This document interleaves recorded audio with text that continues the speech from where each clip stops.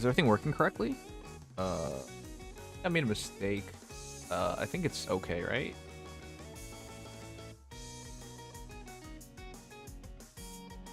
Hey guys, we're back. Finally Datamine's up.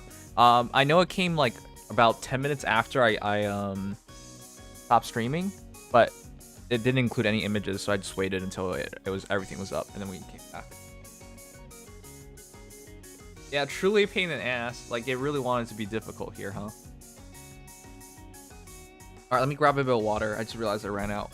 But yeah, Datamine night. Well, if it isn't Legion. Hello. Oh, man. Alright. I'm gonna grab some water. Keep the people entertained for a bit. By all means. Hello, everybody. I am not watching the stream right now, so I can't interact with anybody here, but hope yeah, you don't guys are ready spoil for like a chat. bunch Don't of make me mute flyers. you. Yeah, hope you guys are ready for a bunch of flyers tonight. It's gonna be quite exciting.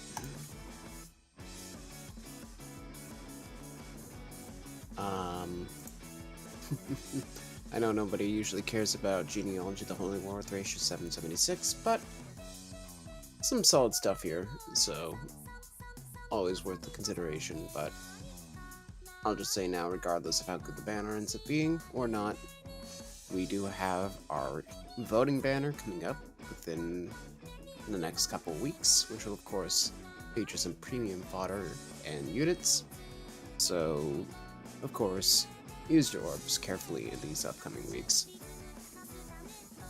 We will have to see exactly how good that banner will be, of course.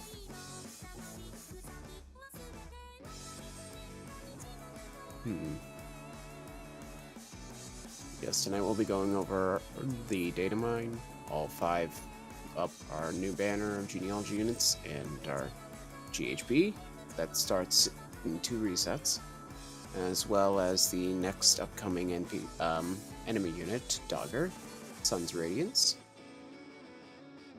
And I know that most people actually are more looking forward to her than anybody else. That's what I got excited about when I saw that. Saw her show up in the end of the trailer. That's what I took out of it. Yeah. I try to give Genealogy my fullest attention possible.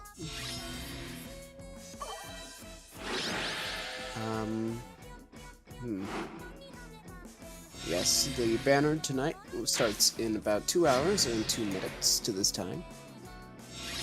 Of course, we have our Forging Bonds, and this will be a Chain Challenge chapter as well, for a total of 8 extra orbs to put towards your banner choosing. And then, of course, our limited hero battles will be continuing, starting with tomorrow. Starting off with Valencia and Nephthys Band Hero Battle, followed by Conrad's Grand Hero Battle, then Chersh and Varian's Bound Hero Battle, and then finally Mythic Hero Battle against Duma. That one might be a bit difficult. Unfortunately. Yeah, so good luck with those, everybody. Nephthys and Valencia's BHB will be using Fates units with no dancers. Conrad's Grand Hero Battle will feature Binding Blade with up to 1 dancer, which is just Lorem, again, if I'm not mistaken. BHB, Chersh and Varian will be 3 houses with no dancers. And then Duma's Mythic Hero Battle will be Path of Radiance and Radiant Dawn with 1 dancer. That's actually not half bad. There are a lot of good Tellius units, although a lot of them are not easy to get, so... I mean, at least you get Herons, but good luck.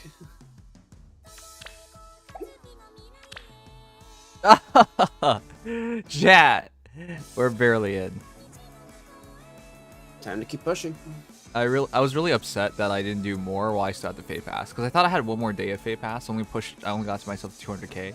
So this last 100k, 90k-ish that I had to do was like basically manually. Oh, manual? Yikes. Kind of rough. Just so Yeah. I mean, this used to be how it was back in the day, but when you have the option not to do that, you kind of miss it. Yeah. It's gone. Datamine leak? Not a leak. It's just officially out. So we're gonna go over it Yeah. in just a second. Yep. And everything is currently up. We have our stats, IV skills, information, of course, on our NPC, our enemy unit. And then a bunch of other miscellaneous stuff for upcoming, you know, missions and whatnot, quests. Daily quests run through the 25th of this month, ergo the update should be roughly next Thursday for the next legendary hero. Of course.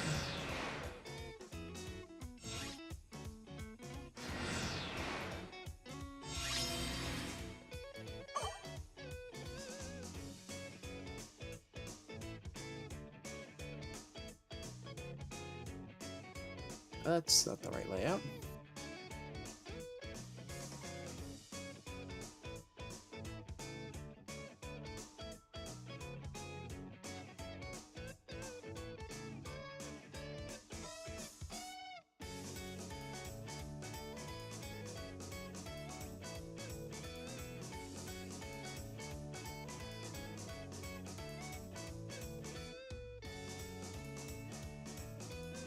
I'd say what would you be looking forward to, but the stats are already up, so I feel like that wouldn't be necessary anymore. I feel like I'm looking forward to Lex and our free hero the most. Berenice, I'm just gonna guess is high attack, high speed. I actually haven't seen anything yet, chat. Oh, okay. But yeah, it's just have expectations for her being like that. All right. Yeah, I was personally hoping for some min-maxing on Lex myself, and that Thorba would at least try to find some way to keep herself from just being Seteth, but less. Okay. Anyways, let's start then. By all means. Hey chat, welcome. Welcome back to the Datamine. Unfortunately, it showed up at a weird time. I hate it when Datamines are only like a couple hours before reset anyways. Yeah. Yeah, kind of goofy. Difficult for them to actually matter. But with that said, thank you guys for dropping back in. Let's start. We have Berenice, Anand, Azel, Lex, Thorba, and that's it. Oh, yep. I kind of wanted to see, Dagr here. Dagr will just be featured separately. Not as an image, but I'll just go over her general stat distribution and whatnot later. Okay. Anyways. Of course, we don't have her actual stats. Right. Wait, we don't? Well, you're not going to have them until she comes out as an actual unit. Oh, no, I mean in the story right now. That's what I meant. Yeah, her NPC stats will roughly have to, I guess, to a point, but, yeah. All right. Let's start then. We'll start with Berenice first. She has 39 HP, 37 attack, 41 speed, 32 defense, and 23 res. Her res is way lower than I thought. What the heck? Her defense is higher than I thought. Yeah. It's actually on a first glance, Wyvern Flight wouldn't even be terrible on her. Right. You could make it work, but if anybody remembers, her kit actually doesn't add defense. It's attack and speed and attack and speed. Well, it's all visible stats. Okay, fine. I guess blue dual flying adds 2 points of defense. You got it, Elysian. But you guys know what I mean. Yeah. It adds 5 speed and 2 defense. You can technically make it work even just off base kit. And she doesn't exactly have the best beast lot, so why not? Okay. But as for Berenice herself, as the star of this banner, she's the only one with good super boons. Berenice is a 172 BST Lance Flyer with HP defense super banes and attack speed super boons, of course. So 175 is really, really viable for her. Ignoring that she comes with a duel. Oh. Yeah, also, yeah, she comes with a duel. So, yeah, if it didn't matter, it doesn't really matter because she'll score well anyways. Yeah, by default. But already she's surprisingly... That is a very high attack speed spread. Not quite to the levels of, say, Hell, because that's, what now, 78? Yep, 78. Attack speed sum? Yeah, Hell goes over 80. Flat 80. I think there's only one unit right now that goes over 80 in total, or 2. But Wait, who is it? I thought it was Jill Hell. Freya hits 82, if I'm not mistaken. Okay. Yeah, hyper offensive. Okay. Yeah. Let's go for a quick refresher on her skills. For Erenice, she has Celeste Frost. Attack +3. At start of combat, if foes' HP is over 50%, grants attack speed +6 to unit during combat, and also if units within 2 spaces a support partner initiates combat, unit attacks twice. So, in other words, if she's attacking and support partners within 2 spaces, she will quad, which with... Assuming she meets the speed check, of course. With 41 speed, I'm going to say she will meet it. Hopefully. Yeah, hopefully. That's cheese. Because her kit should add another 6, and the support partner should add anywhere from 1 to 2. So yeah, her weapon doesn't add any speed, which is the interesting part. It adds flat attack instead. But when you're already at 41 base speed, it's not the worst. For reference, that puts her at 56 visible attack, which is pretty insane. 56 visible, yeah, that's pretty insane considering she gets to a pretty sturdy speed of, well, just from the lance alone, between 47 to 48. Yep. 47 with her weapon, and then 49 with dual. Okay. Alright, and then she has Harsh Command Plus, which is always nice to have, which makes her great fodder. So, yeah, this is... I don't know, do you actually see people use Harsh Command Plus? I put it on Sothis, and I'm just like, wait a second, I'm not sure where I'm going to use this. The penalty meta isn't that prominent in... By the way, we're in emote-only mode, still. We are? Yeah. Oh, wow. Twitch mods are just being mean then, because not on YouTube. Cool. But yeah, Harsh Command Plus, the penalty meta isn't exactly that ridiculous right now in Arena. It's all in ether raids, so unfortunately, it doesn't really have as much use. But it still has its use every now and again, especially with Panic actually being decently popular there, because of the buff meta. Harsh Command Plus could be very nice for dealing with that, if anything. But it's not as easy to use as just rally attack speed plus or anything. Yep. Free Twitch lol. I don't know why the mods are keeping you guys locked up. I have no idea. I'm confused myself. YouTube has been free this entire time.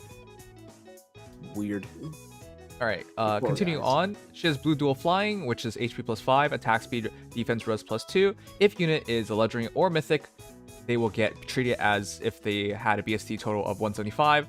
If they are not, it'll be 180. So it's more of just for scoring reasons. It's nothing crazy. I should emphasize this right now. It is 300 SP for both, 3 and 4 on duels. Okay. So no 350 SP. Otherwise, things would have actually been really bad. I think some people wanted it to be that much, but yeah, I didn't think it was going to be. It would cause a situation, if, just for hypothetical purposes, if 350 SP were to come out, it would mean that a unit with a signature weapon scores better than a unit that doesn't, and there's nothing they can do about it. Yeah, and guys gotta keep in mind, armors, like, there's no, like, dual armor anything, you know? Yeah, so armor heroes... at the moment. Right, historically, armor... Oh, that's also true, Cavs as well. Historically, armors are the best scoring heroes in the game, so it'd be really messed up if they kind of got screwed by new... Armors by 2nd gen already had 175, and now have 185, so these duels wouldn't even particularly benefit them. No, I'm saying in terms if it reached 350 points. Oh yeah, it would put some infantry over modern armors. Like, if you're treated as 180, you'd be basically a 185. Yep. So unless you're like a melee armor in this generation, you would actually be outscored by that particular dual unit. Yep. So yeah, it'd be kind of wacky. So it's a good thing it doesn't. But I didn't expect it to. I didn't either. I was just afraid. Okay. So quick refresher, guys. Dual skills nowadays with the tier 4 are the only skills in this game that gives you every stat, because it's 5 HP and 2 on attack speed, defense, and res. And this is really interesting because that's essentially like summoner support in your A slot. Yeah, it isn't even that bad, honestly. Like, I could genuinely see myself using this A slot without the duel in some cases. Probably wouldn't want it to be a 300 SP slot at that point. It doesn't deserve it without the duel. But I could actually see myself just using this as a skill, because Fury has its chip damage, which isn't always ideal. And the HP meta really does like these kinds of skills. So if you're a unit that flexes off your HP, this could be really nice. I can see like Red Dual Flying being so good on Aversa, because she actually has a decent speed stat and a decent attack stat. Yeah, for units that, even if you just ignore the fact that it gives you more scoring, if you're a unit that wants HP but doesn't just want to be an HP bot, this works. Okay. But the other thing that hurts a lot is you're gonna kill off a really good unit as we're going through. Yep. Unfortunately. We'll probably get to the point where more units have it, especially if, again, at some point Legendary Azura gets remixed. She'll probably come with this. Oh. Very good chance, unless they decide to change her attack tactic. Yeah, So, I mean, it doesn't really make... Yeah. Yeah. If they do attack tactic, it would be Hone Attack 4. Blue Dual Flying is a much more logical step up, and I think Legendary Azura is, unless you plus 10 her, a better option for this kind of fodder. Yep, I agree. So, it would be a long way out, but if you want to use this as a fodder down the road, that's something to keep in mind. Otherwise, this is where you're going to have to get it from. And Erenice is really, really good. And she's not... No, I don't want to treat her as fodder. Because the reality is, with Chill Attack Speed 2, which is whatever, but she can make use of it, of course. I mean, dropping their attack and speed. With her defense now, it makes a lot more sense. And quadding, of course. And attack defense range, she's surprisingly bulky. Yeah, that's the part that's getting to me about all this, is that she's not fragile. I mean, her res is not that great, but even still, it hits 29. Actually prefer like this, because usually higher res Pegasus Flyers, you're just like, what am I supposed to do with this? I don't even fight dragons anymore. Mage soaking mostly, but... Yeah, I'd rather take defense is the point, though. Yeah, if you're going to be using them as Gale Forcers and you don't always just get the kill immediately, then having more defense is probably the safer option. So, I definitely prefer that spread, but it is, of course, because they're Pegasus Flyers, less common.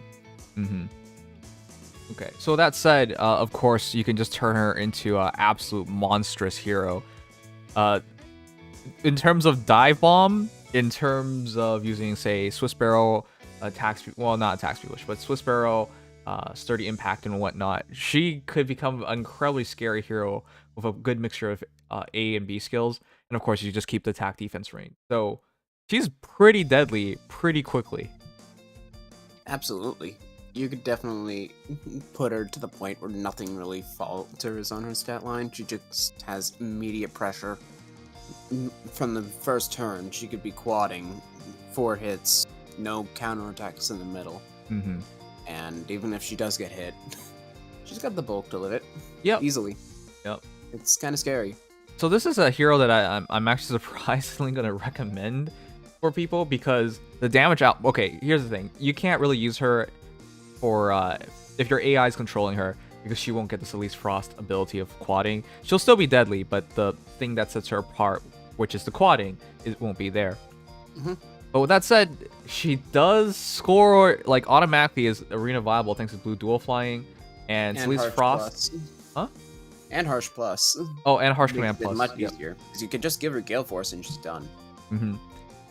Yeah, you could. Yeah, she's really easy to build, and of course, if you could just find an impact skill or Swiss Barrel with long dive bomb or any other combination, yeah, she's a hero that's deadly, scores well, but the sacrifice, of course, is she's really good fodder too. Right. Maybe she could use Wyvern That's what I'm saying, Alex. Yeah, we also think she could use... Yeah, we think she can use Wyvern Flight is the crazy thing as well. It's really weird, but... I mean, Celeste Frost doesn't add any visible defense, but even if you just run Fury 4... Very stupid for me to say that, but if you run Fury 4 or 4 Def Res, you get it like 36, 38 defense, while still having 41 speed, or to 45 speed. I mean, it could easily work. That's why I brought up, like, choices of A and B skill, because Wyvern Flight actually seems like a legitimate choice here. It's weird to say that, but if Wyvern Flight is just doing a little bit, here's the thing. The reason why I think the best hero for Wyvern Flight is Jill is because she has that defense and that speed. This is almost the same thing, because Jill gets attacked twice without getting counterattacked, right? Thanks to her weapon. This is essentially the same thing. If you have a support partner within 2 spaces, she attacks twice without getting counterattacked. Yep. Exactly. If not, quadding. So it's the same concept, and of course that defense is good and that speed is excellent. So.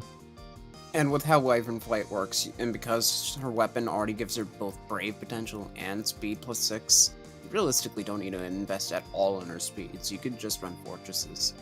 Give her more defense.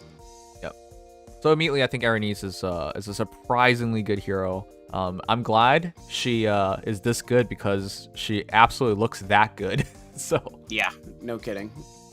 I had a very high hopes for Aranese when they actually brought her in, and they have been fulfilled. all right. Very impressed for a flyer. Let's get some comparisons though. Who's You're a gonna really want good? Jill.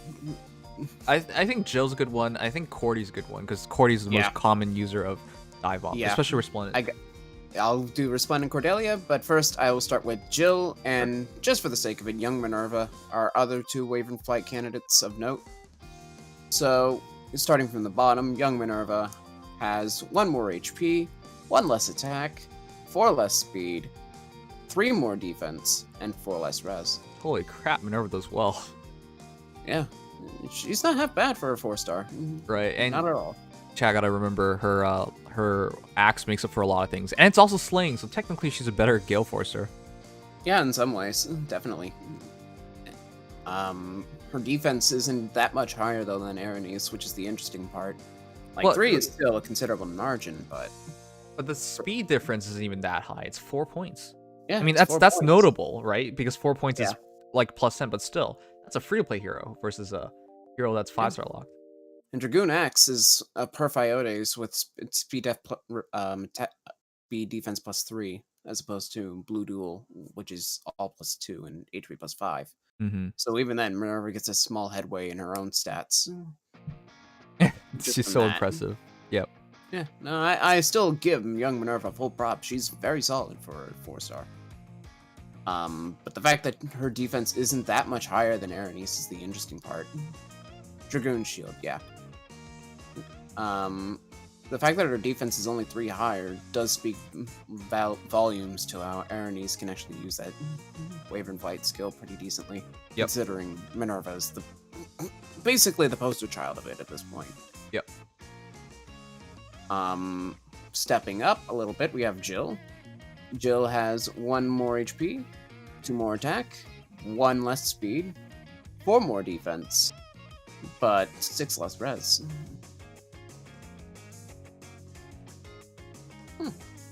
Well, I think Jill's probably the best Wyvern Knight in the game right now, so Yeah, easily. Well, for the most part, pretty easily. yeah. And a little better offensively than Aranese, but she can't quad, even though she has better, self-sufficient momentum. Mhm. To go into Cordelia, I will skip right to Resplendent, of course, because that's what most people are going to be having at this point.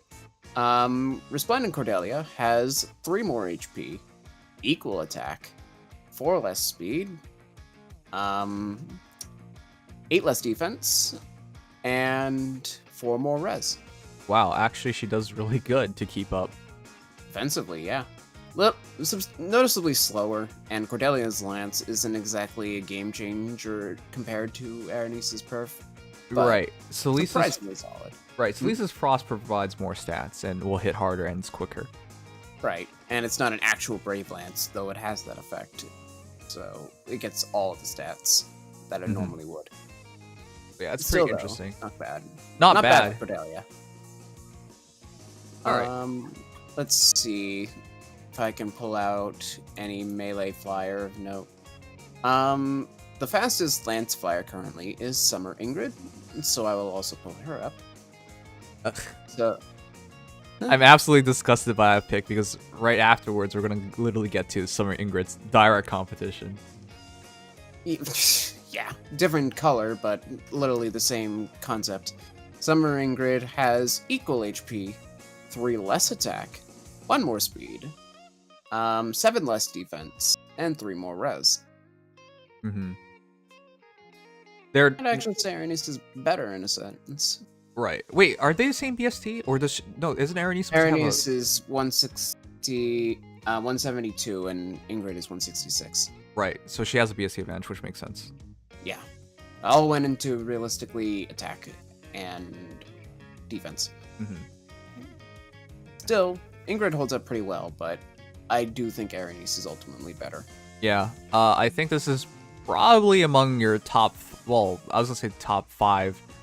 Well, no, top 5 in terms of flying lancers, but I don't know about actual lancers. It's interesting gale forcing heroes are like have their own little tier list. Yeah. It really comes down to who can set it up the most consistently and who can chain the best. Right. Speaking of, I think that one that needs hearing is Dual Pala. Okay. Since they're basically Right. just to put into perspective how they're at odds with each other. So Dual Pala has 1 more HP, 2 more attack, 10 less speed, 1 more defense, and 1 more res. Well, I mean, it's the allocation because of the speed difference, but that's interesting. Yeah. It's kind of interesting. Paula has a little bit more of everything except for speed, where it dumps so hard for Dual Paula. So it's like, Erenice is just a little bit worse everywhere, but then is making up for that by being a legitimately fast unit.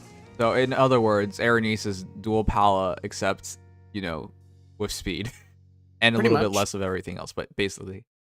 Pretty much. And even then, and Paula gets attack def -4 on the foe with her lance, so her bulk is extended considerably. But Paula relies on auto follow-up as opposed to Erenice relying on speed. Mhm. Which, pros and cons to each, of course. Right. There's no true answer. But, reasonably, it really comes down to a matter of preference. Though at the end of the day, Paula has to worry about 2 allies to maintain Desperation, or Brave effect, rather. Mm-hmm. Even though she has a dual skill to enable that, whereas Erenice just needs 1 support ally. Right. All right, but that's good enough about Erenice. Yep. Let's move on to Anand. Alright. Anand, the Knight Defender, has 37 HP, 35 attack, 39 speed, 27 defense, and 34 res. That's a solid stat line. It's a very well-balanced stat line. Definitely a little less polarized even than Erenice. So, Anand is a 172 BST Sword Flyer, very low contest class, with HP Super Boon and Defense Super Bane. That would be it. HP super. You're kidding me. Well, when you only have 37 HP, it's actually kind of low. Okay, but still, you would have wanted an attacker speed. Yeah. Well, I did say. I'll just say now, this is not the banner for Super Boons. Mm-hmm. So the difference here is, whereas Erenice reached about 78, I believe 78, Anand is, what, 74? 74. In terms But of her attacking bulk is speed. better balanced. Right, because they're both 170, but still. Anand's, based on her kit, she's meant to take more hits and fight more uptight and direct. But it makes sense from Erenice's perspective, because she might not even get hit, because she's supposed to be really offensive. Yeah. She's supposed to have the bulk to live when she needs to, a la attack def rain, but Anand is literally meant to be a tank at this point. Mm-hmm. Well, this will be really quick, because she has Unbound Blade, plus if unit is not adjacent to an ally, inflicts attack defense -5 on foe during combat, and neutralizes foe's bonuses to attack defense from skills like Fortify, Rally, etc. during combat. She has Moonbow, Sturdy Impact, and Guard Bearing. So this is a hero that's good on both phases, though it doesn't synergize well on either phase. The other thing you can do on her is just run triple solos, because Unbound Blade wants you to be soloed. Might as well run a solo in A and a solo in C, solo in Seal, and then you have a hero that can use Guard Bearing really well on enemy phase. Yep. Technically, you can even just go straight to DC if you so choose, because of that solid enough 34 res, and then just run speed res solo or attack def solo on Seal. You know, this is really weird. The Earnest Knight has more defense than the Knight Defender. That is a little weird. Granted, the Knight Defender is fully going on the bulk side, but still, Yeah. it's a little weird. Okay, so I'm just gonna say it right now. Ingrid was already not that well used, so I don't see Anand being that well used. This is feeling like a big fodder hero. Well, Ingrid is in a contested class, seasonal locked, and her lance is contentious, whereas Anand comes with the flowing lance of swords. Granted, fantastic. Granted, there's this guy called Ashnard. Well, the thing with Ashnard is he doesn't have speed. Well, I guess she'll be a better dual phase hero, but again, I question how many people actually want that. It really comes down to a matter of preference. At the end of the day, if you're perfless, a lot of people are just going to kill you no matter what. regardless of how good you are, but Mhm. if you're looking for a speed-based tank, and again, Pegasus Fight would work fantastically here, Anand would not be a bad suitor for that. All right. The Sword Flyer class is very low in competition. It's just we polled people as well whether they would go for Anan, and she was really down low. So yeah, Oh, yeah. I yeah, I highly doubt there's gonna be a big commitment to her, guys. But also thank you Kupo for a follow. But we'll see. Let's just get some comparisons with her, because I feel like with a stat spread like this, you can do whatever you want with her. But I don't really want to talk too much about building her, because I really feel like most people are just gonna fly to her. Yeah, it's unfortunate, but again, if you have no signature weapon, yes, that was their intention. Because with 30 impact, it's 37 defense and 34 res. She's really even bulk-wise when attacking, and of course when defending. Guard bearing's there for you as well. Yeah. So when She Nish... basically is everything but HP. Huh? She basically is a good everything but HP Right. for any role. So you most likely refine Unbound Blade for speed, because 39 by itself is not good enough, so you hit 42. And then afterwards, Unbound Blade, attack defense -5 on foe during combat, with 30 impact. So you essentially add 15 defense and 11 attack when initiating, on top of the 14 might she already has. So that is looking like 60 attack per shot. Yep. With like around 45, 47 defense, I think. 15, 37, 42. 42. And then the foe can't buff, of course. Right. Okay. It's not bad. It's not bad. It's just, look, if it's just, well, it's not just stats, but yeah, I don't know. It's not game changing. That's what I'm saying. If you're just looking for a generalist unit, you'll find it in Anand easily. Of course, this meta tends to prefer specialists, but I know some people prefer to be a little more balanced, and Anand is about as balanced as it gets. That said, to go into comparison territory, of course, we have to look at our sword flyers. For sake of reference, the only sword flyer with more speed than Anand is Young Sheeta, and she ties with legendary Brioma as the second fastest. Okay. But for Young Sheeta specifically, Anand has, keeping in mind that Young Sheeta is a seasonal with both perf weapon and B slot, Anand has 1 more HP, 2 more attack, 3 less speed, 2 more defense, and 4 more res. Yeah, she has defensive stats, but again, Young Sheeta's entire idea is like, I'll kill you before you even touch me. Yep. Young Sheeta basically gets her own effective version of LOL through Belief in Love on her B slot, and then also effectiveness in just about everything that you can ask for on her weapon. Yep. Plus Vantage. Yep. Whereas Anand gets an actual LOL instead, but no effective or anything like that. Just straight bulk. Yep. Yeah, Much that's more kind of straightforward. rough, because her most legitimate competition is like a god. Yeah.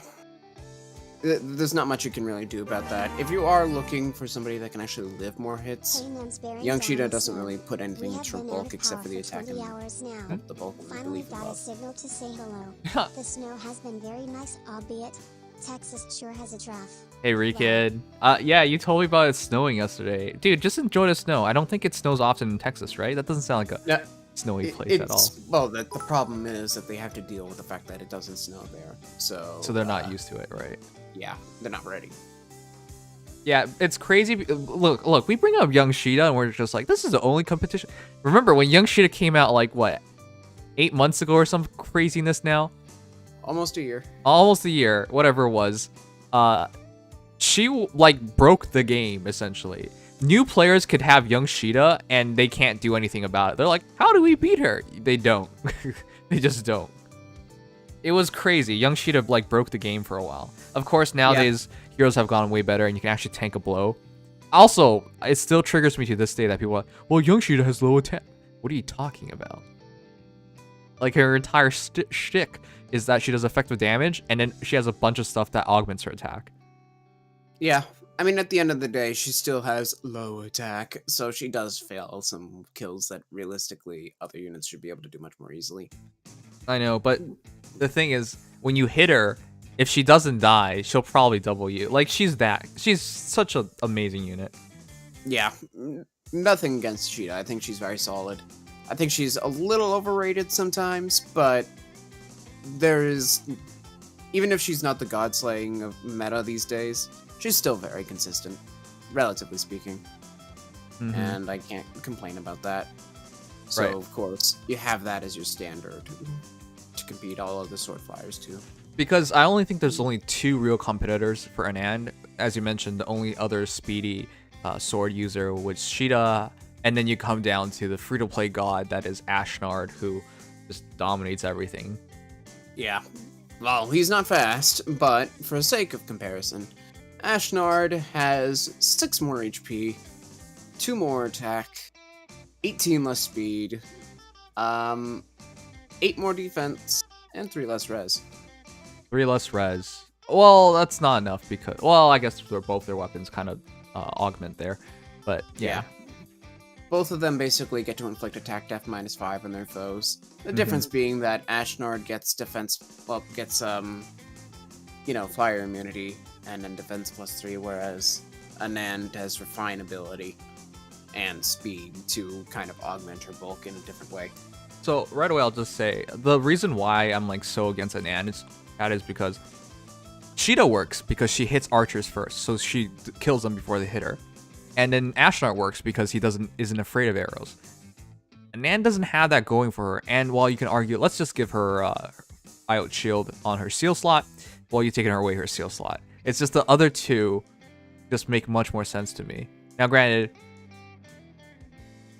well, it's hard because one we're talking about seasonal 5-star lock hero, and we're talking about a 5-star lock hero here, and then we're talking about a free-to-play 4-star hero. So she's in a really rough company is what I'm trying to get across. It's not that bad if competing with Sheeta when she's not that common to come around. But when you have Ashnard on the table, again, the big thing with Anand is that you can get to the point where you're not getting doubled. But if you are in a potentially archer-heavy meta, you're not going to want to deal with Anand as much as Ashnard. Alright, let's just get the final comparison, the fun one, which is Ingrid, because she's basically a red Ingrid. By all means. And then I do have one other one, of course. So Summer Ingrid, once again, back to the table, has 2 more HP this time, 1 less attack, 3 more speed, 2 less defense, and 8 less res. Okay, so it's mostly just in the res then. Pretty much. Ingrid is kind of mixed bulk, but not really specializing in anything, whereas Anand is trying to be more of your trademark Pegasus flyer. But lastly, not the fastest, but very much worth noting no matter what, is Valentian Catria. Valentian Catria has 4 more HP, 3 more attack, 3 less speed, equal defense, and 10 less res. Yeah, so the problem is, like, every competitor she has is like a specialist. Valentia Catria is among the hardest hitting heroes in the game, like a true one-shotter in all senses of the word, because her sword is ridiculous. And then the other heroes we mentioned all have unique features. And Anand's just like mostly predominantly a ball stats. The lull is nice. Flyers can't use that. Granted, any flyer can outrun this, but again, when you're not in a situation where you have your own weapon, you're already putting yourself in a tough position.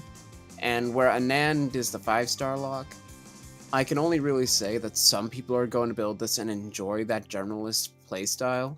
And I can genuinely say that a good Anand can legitimately be a very difficult tank to deal with. But there's not going to be a lot of her. Yeah. So, okay. I think that's a decent conclusion.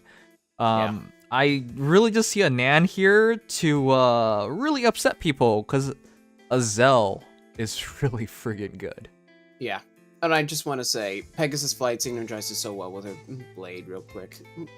Oh, that's 12 true. attack defense penalty for basically 12 attack def res. Really good. So, if you can get that, chef's kiss right there. But, yeah, she is competing with Azel.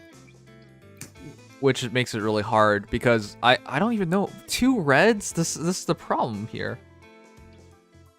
Well, it's gonna problem either way, but this is the problem. If For people who want a Zell and people want that. There's such different heroes. You're not gonna be, and it's I don't know. It's such a weird situation to be in. Yeah, I will say, if you get pity broken by an and, if you're building a sword unit, her sword is probably one of the best you could possibly ask for. Better than, in my opinion, Carrot Cudgel or Pledge Blade for a lot of units. I agree. So, at least you have that going for you if you get pity broken.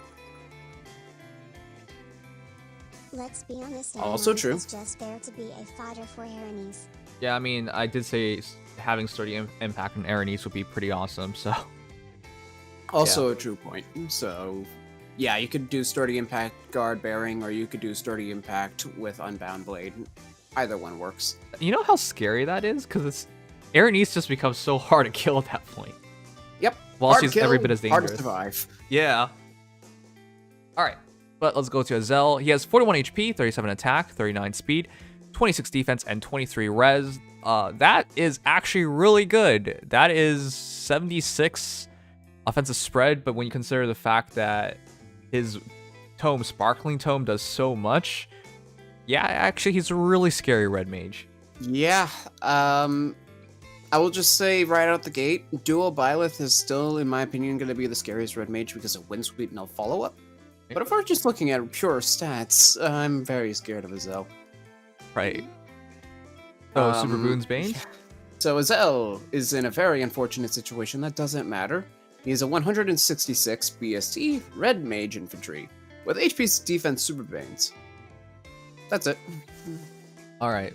Yeah, but as mentioned, doesn't matter because he has red dual infantry. Yeah. So he's getting BST screwed, but who cares? Yeah. Just sadly no tech speed super boons or anything like that. Yep. Whatever.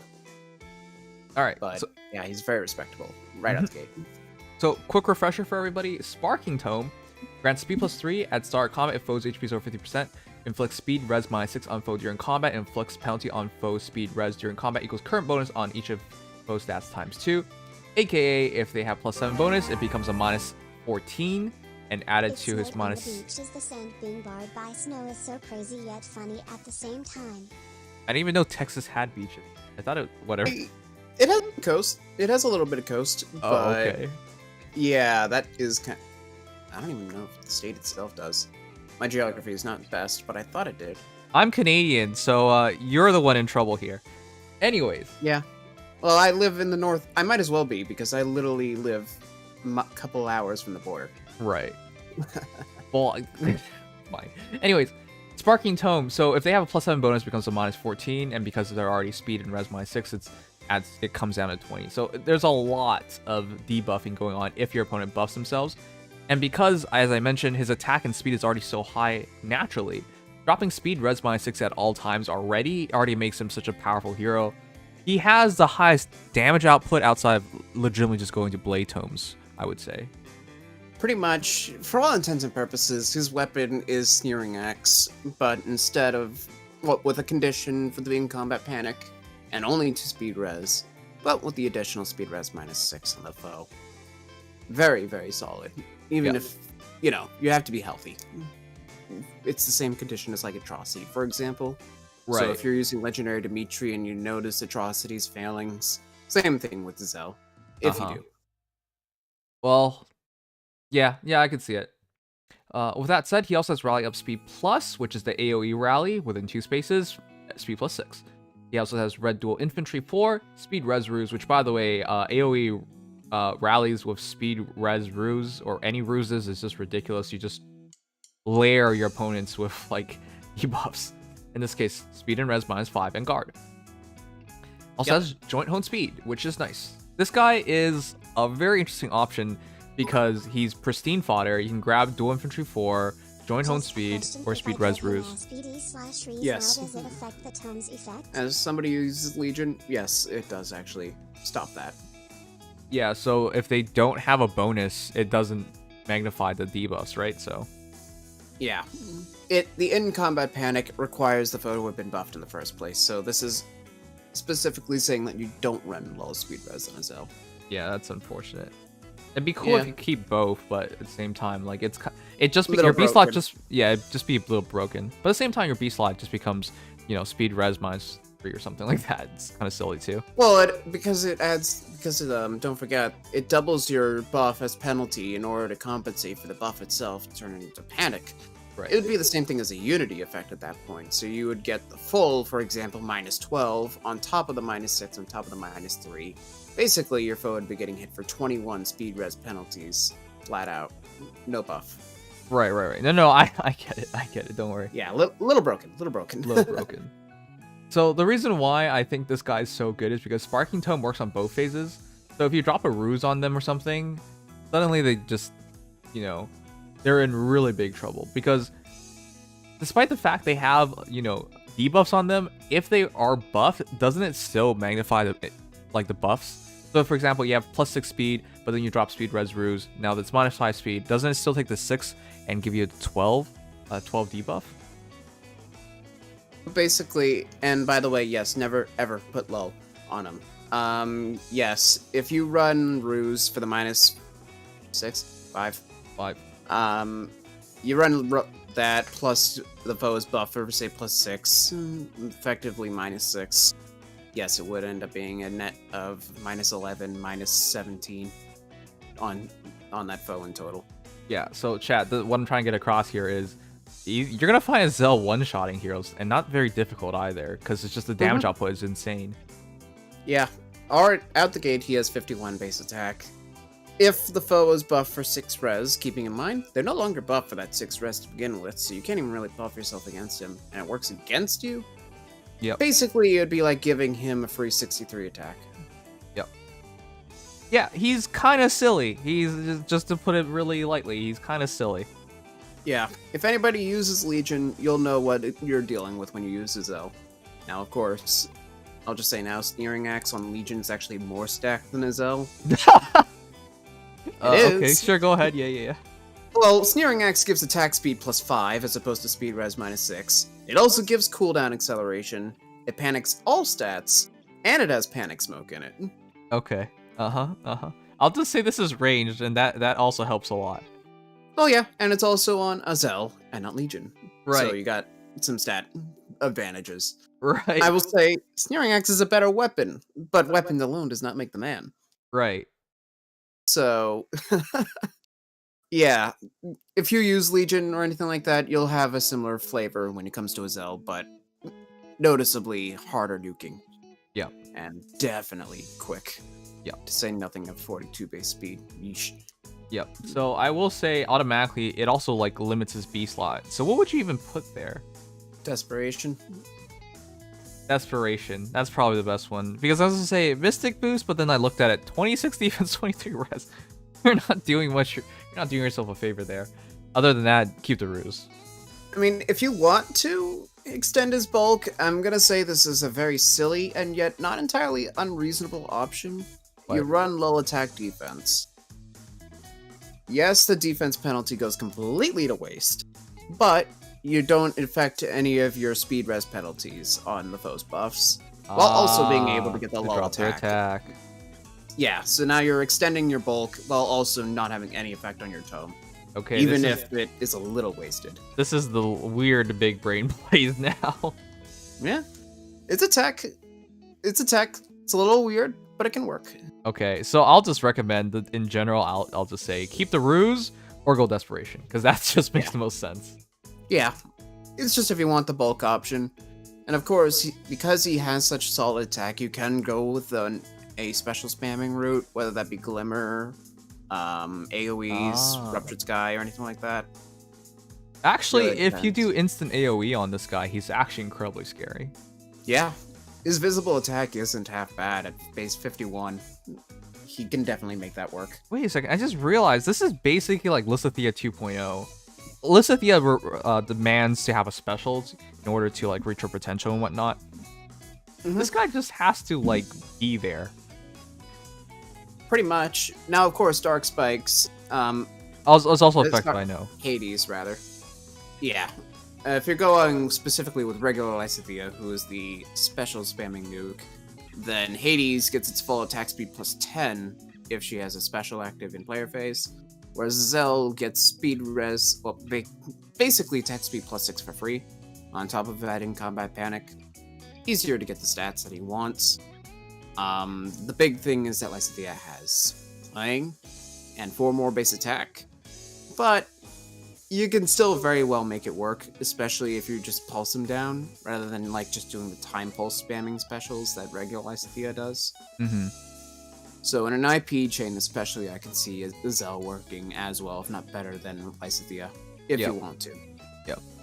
He's just a much more scary unit because, especially if we're going to talk about ether raids and whatnot, some people really rely on buffs, and sometimes they can't help it because like Plumeria, Peony, you just give them that refresh and now they're buffed. Yep. Oops. Yeah. It's ironic. The only alpha that does not give buffs is Triandra, and she's a defense mythic.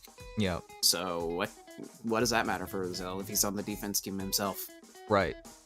In fact, if anything, it actually makes it better because she's actually inflicting active penalties, and then he's inflicting passive penalties. Mm-hmm. But especially in light season, Peony gives res plus 7 through her basic Fortify res 4, along with speed plus 3 through her tome. So basically, he can inflict -7, -3 speed res as a panic during combat. Yep. Such a silly hero. Absolutely. This is a very punishing unit to have to deal with. And I can definitely say that I expect to see some really scary ones down the road. I'll also say this: if you give him just 30 impact, oh wow, it's on the banner. If you give him 30 impact, here we go again. Yeah, he's very deadly because that defense is becoming 36. Here to wish good health for the Dork. Thank you so much. I hope you're feeling better. I remember you said earlier that you can breathe properly today, so I'm glad for you. Mm-hmm. Okay, listen, what if you go def boon, use close foil at /def low and at /def solo, he would have good def and he doesn't need more speed as his tome gives him all he can want. Yep, he really just doesn't need more speed because at base it's +3 speed, and at all times, if foes HP is over 50%, another 6 speed essentially, so he's so quick. Yeah, already 48 speed, you do not need to stack that reasonably. It's actually funny that he has more defense than res. It's very unusual for a mage. I don't know why he's like this, but you are right. If you run a full-on physical set with a Zell, you could genuinely augment his physical bulk to the point where he can take shots, nuke, and double very reliably. Even if you have to leave your res in the dusk, whatever. Yep. Alright, so incredibly impressive hero. Let's do some comparisons, even though I don't really think he has many. There's a lot of them. A good few at least. I mean, okay, fine. Stat spread wise, sure. It's just this tome is so unique. Yeah, but he does have to. You do have to consider the different flavors you're getting with each of his competitors. Right, true. So, to start from the earliest, we have regular Lysithea, of course. So, regular Lysithea is, of course, a slaying, times pulse, special spammer, very good at dealing with pulse tie teams and things like that. Just very good at high momentum special nuking. She has 4 less HP, 4 more attack, 2 less speed, 5 less defense, and 1 more res. Okay. Congratulations. Yeah, Lysithea is supposed to be flimsy as all heck, but aside from that, Zell's advantage is mostly going to slightly more bulk then.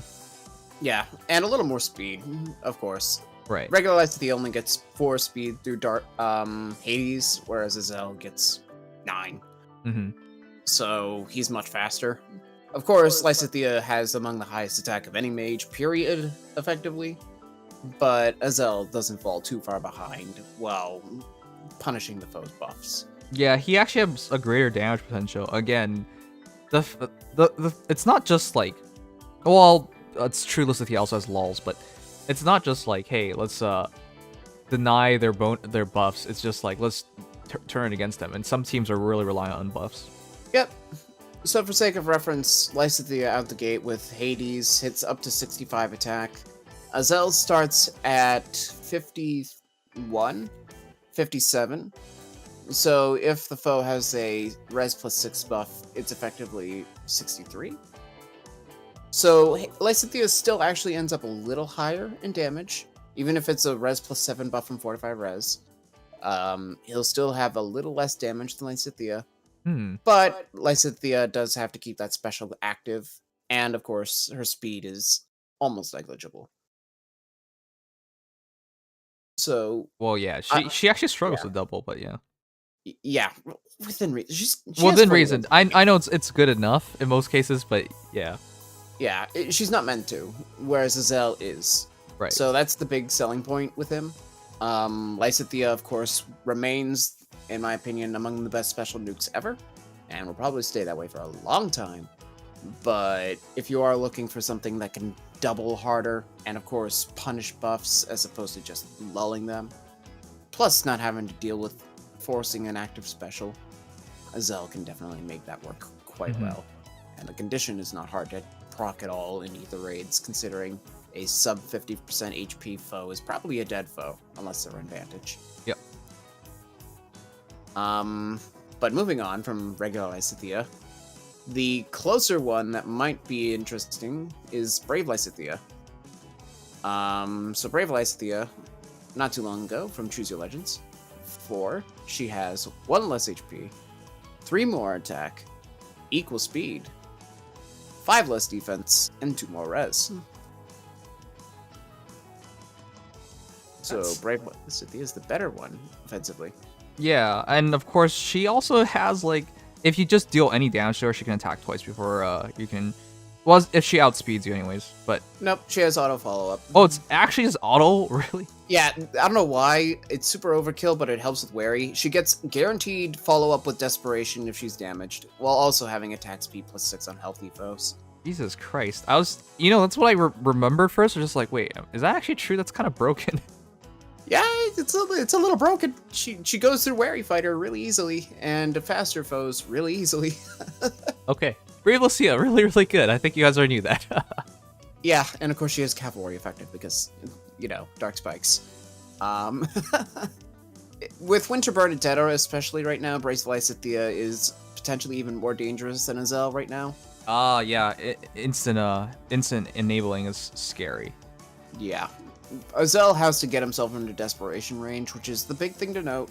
And of course, Lysithea can run lulled Desperation, so even if you're losing out on some of the attack you'd get out of panicking the foe in combat, you're getting to hit twice before the foe can follow up on minimal setup. So, you gotta look at your different flavors. Again, Lysithea may not have as much instant potential, but the doubling potential is certainly more threatening in defense. Wait, is that it? Who else is a speedy red mage that competes well? Oh, sorry, Byleth. What am I saying? So Byleth, arguably the most meta one in Arena, not arguably, is red mage flyer, so much less BST. She has 1 less HP, 1 less attack, 3 more speed, 10 less defense, and 2 less res. That's actually really interesting. Outside of Null Fault, they're actually really competitive in terms of attack and speed. Yeah, and, Byleth has slaying. Oh, well, yeah. It's unfair. Okay. But yeah. But from that respect, Azel's automatically in top 5 speedy red mages then. Yep. Again, he is only slower than Summer Byleth. He ties with Brave Lysithea. And both he and Brave Lysithea have speed +3 tomes. So he is very contemporary in terms of speed. It's just that, stats alone do not make the man, so you have to look at the competitors for their unique assets, so to say. But he puts himself away from them as well, because again, if they're buffed, he's even more powerful. So yeah, and not just punishing buffs is really solid. Not just that, but he's an automatic scorer. So if somebody committed to Azel, not only do you have a good hero for Ether raids purposes, he's the arena hero. He scores. Yep. So that's actually incredible. He's actually a lot of value. Not to mention, of course, great fodder. Oh yeah, of course, great fodder, fantastic scorer. Byleth, of course, Summer Byleth scores very high as well because she's a duo unit. True. And you see her everywhere. Let's be honest, if you're at the top of arena, you're probably going to see her a lot. Yep. I don't expect to see as much of Azel, but if I'm actually interested in seeing if any people will commit to him, because he's such a, I think he's worthy of being committed to. It's just I doubt it. The big thing about him, because don't forget that duel adds 5 HP and 2 defense. He already has 46 HP and 28 defense off his base kit. You can definitely get him to the point where he survives better than Byleth as far as taking shots. And while he may not be able to win sweep W, he can kill you by just the virtue of not dying to the counterattack. Right. So that's the interesting difference. People want a comparison to his brother, Arvis, but that's I'll cruel. humor. So Arvis isn't even actually in the worst position right now because Arvis has Volflame, which, yeah, his Refine on Volflame is fantastic. Speed res -5 on foes within 3 rows and 3 columns, surrounded on Arvis. Very easy buff to buff that doesn't take much of any work. And then he gets a Broadleaf effect, so the foe's penalties become his own attack buffs, meaning Arvis can outdamage almost any mage, including Azel, though the stats, of course, are very important. Otherwise, Arvis has 8 less HP, 3 less attack, interesting, 8 less speed, 9 less defense. Holy crap. And 10 more res. Yeah, you can kind of see where it went. Yeah, it's all in the speed with Azel and HP and defense. Yep. More realistically, it's just that Arvis has a decent attack stat and res stat, and that's it. Well, that's actually really interesting, but yeah, it kind of makes sense. One's all about the killing you when you're buffed, and one's killing you when you're debuffed.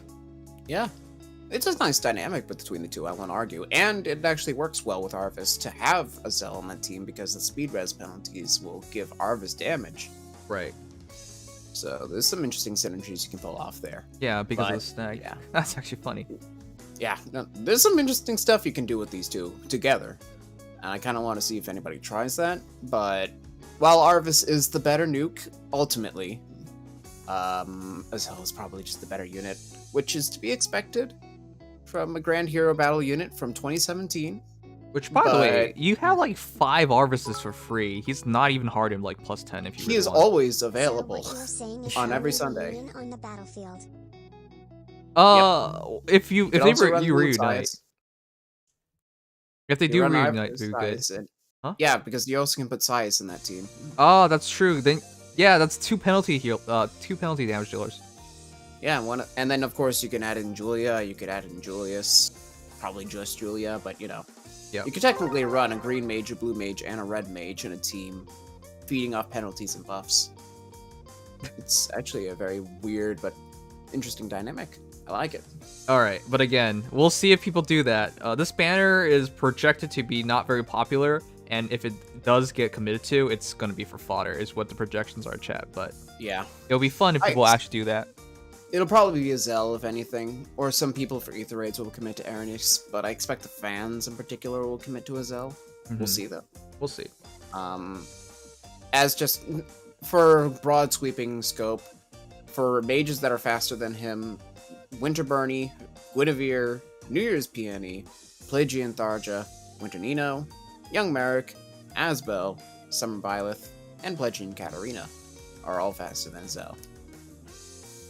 And then of course there's a lot of units with more attack than him, more than necessary to go over, but those are of course his biggest competitors as far as those stats are concerned.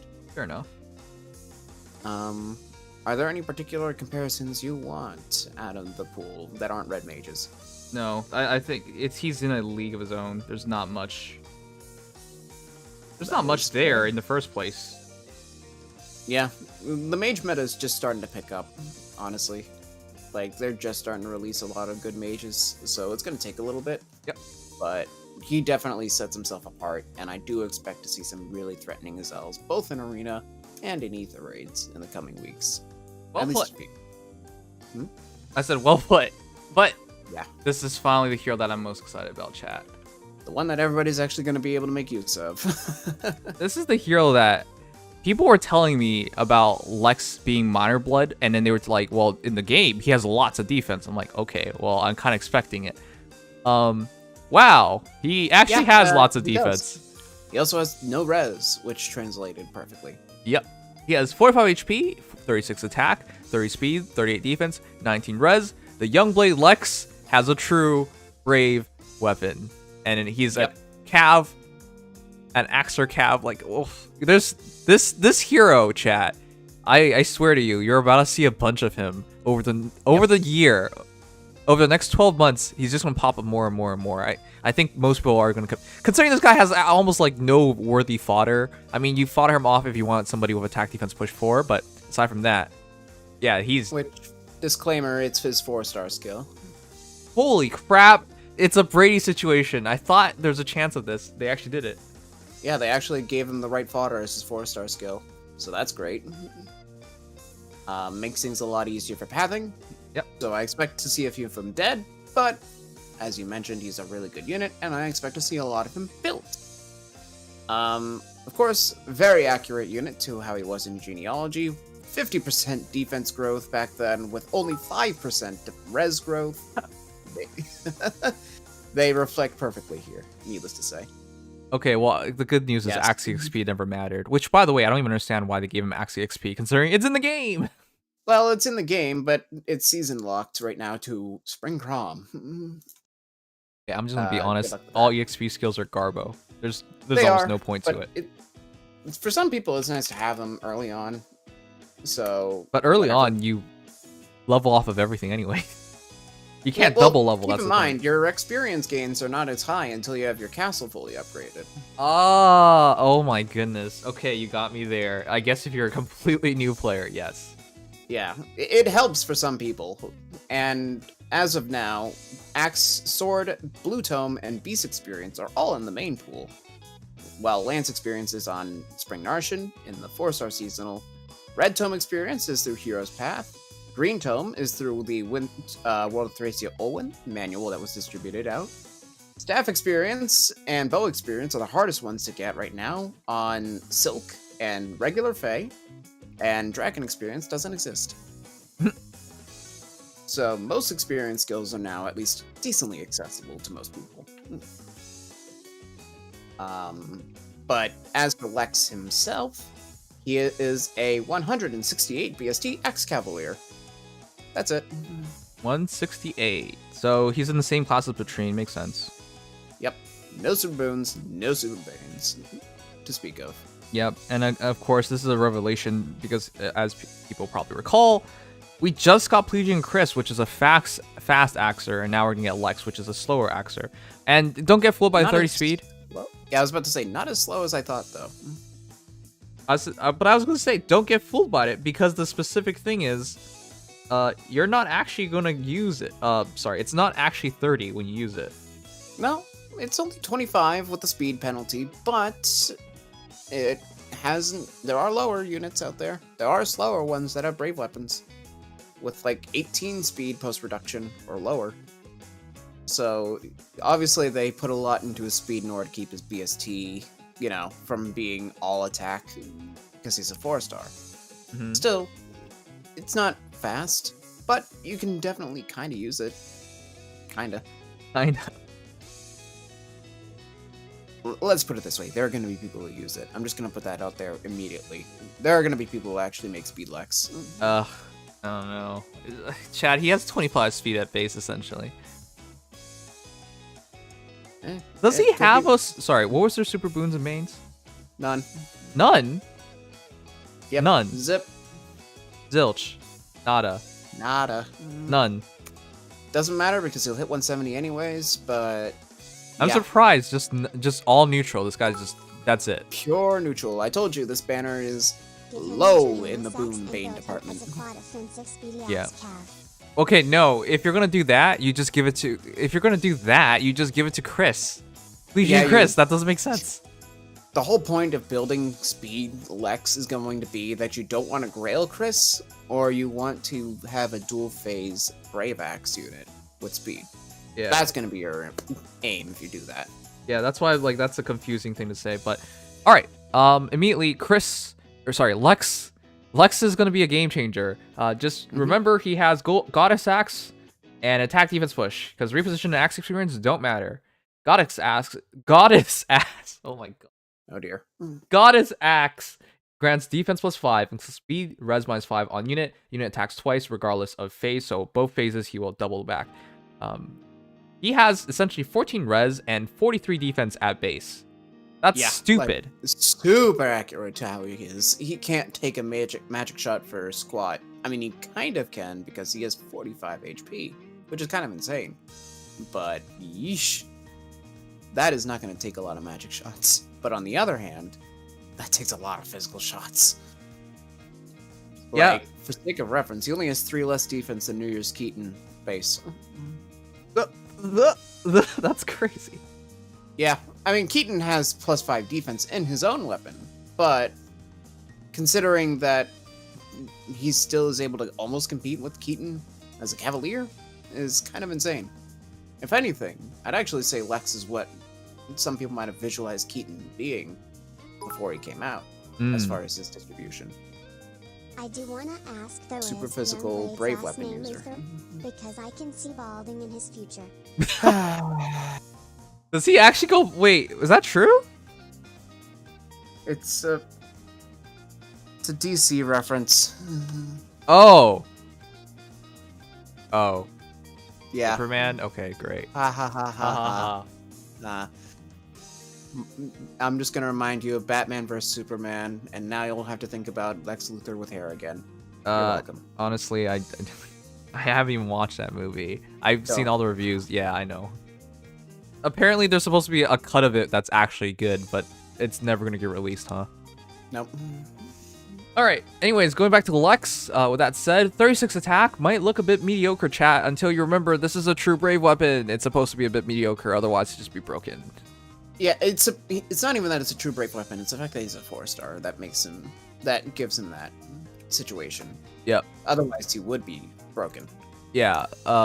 Look, once we get into comparisons, it'll become very clear because his only true competitors are true brave weapon heroes. And your title Yep. is Young Blade, I'm gonna right? try to find a way to Yes, get them. that's it. And that would mean you wield a blade, no? No. Seems logical to me then, what's that? No. My axe which is broken. Yep. Young Blade doesn't necessarily have when you put young, a sword. Okay, there's no such thing as literally a young blade. A sword is that is young. You know, like that doesn't make any sense. It's just a title. Not that crazy. All right. With that said, I can see Lex being like distant counter advantage hero with a true brave weapon. Essentially, I think people are gonna see this really quickly. He's basically Sword Heart with no res. Yeah, basically, but much more defense. Yeah, and HP. There's a noticeable tick in HP as well. Yeah. Though, of course, Meister Heart just got his Refine, Oh, that's which true. gives him attack -5 and attack +5 on top of impact. So, ultimately, he's still going to have less defense, but he has much more res and wary in player phase. Also, everyone should build him because he's basically what people use Frederick in back in the day. But Frederick had no enemy phase. Lex has enemy phase and more defense even. That's crazy. Yep. It's actually going to be funny when you think about it.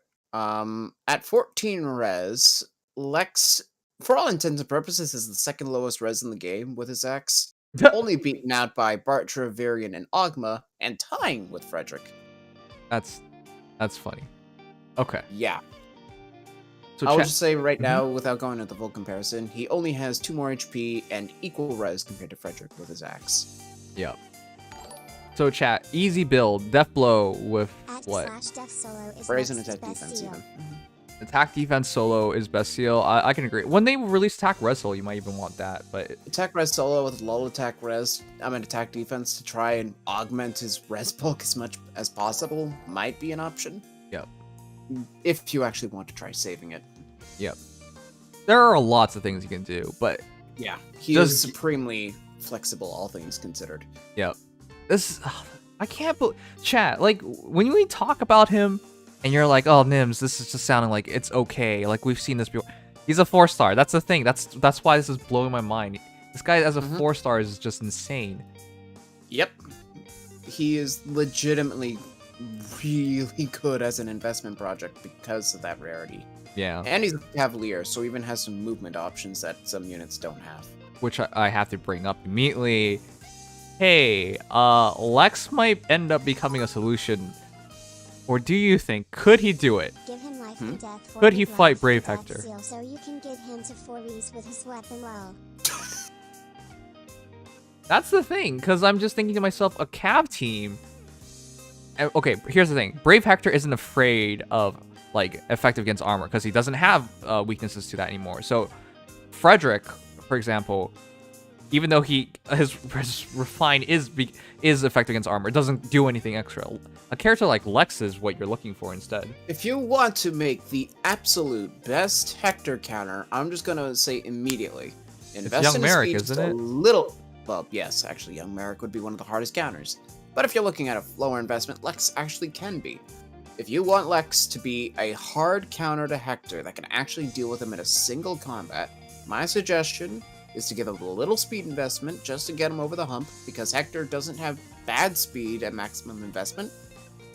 You give him Lancebreaker, and then you give him Fatal Smoke, specifically to deal with healing Hectors, like Soul Hector, that might be able to actually deal with Lex a little bit. Reasonably, Lex doesn't take a lot of damage, but unless you have to deal with the healing, the better. At that point, Lex would be able to quad Hector, hit 4 times, take minimal damage. Even if he's not that fast, he's still fast enough, and he's going to be hitting hard-ish, so we'll probably be able to break through. Yep.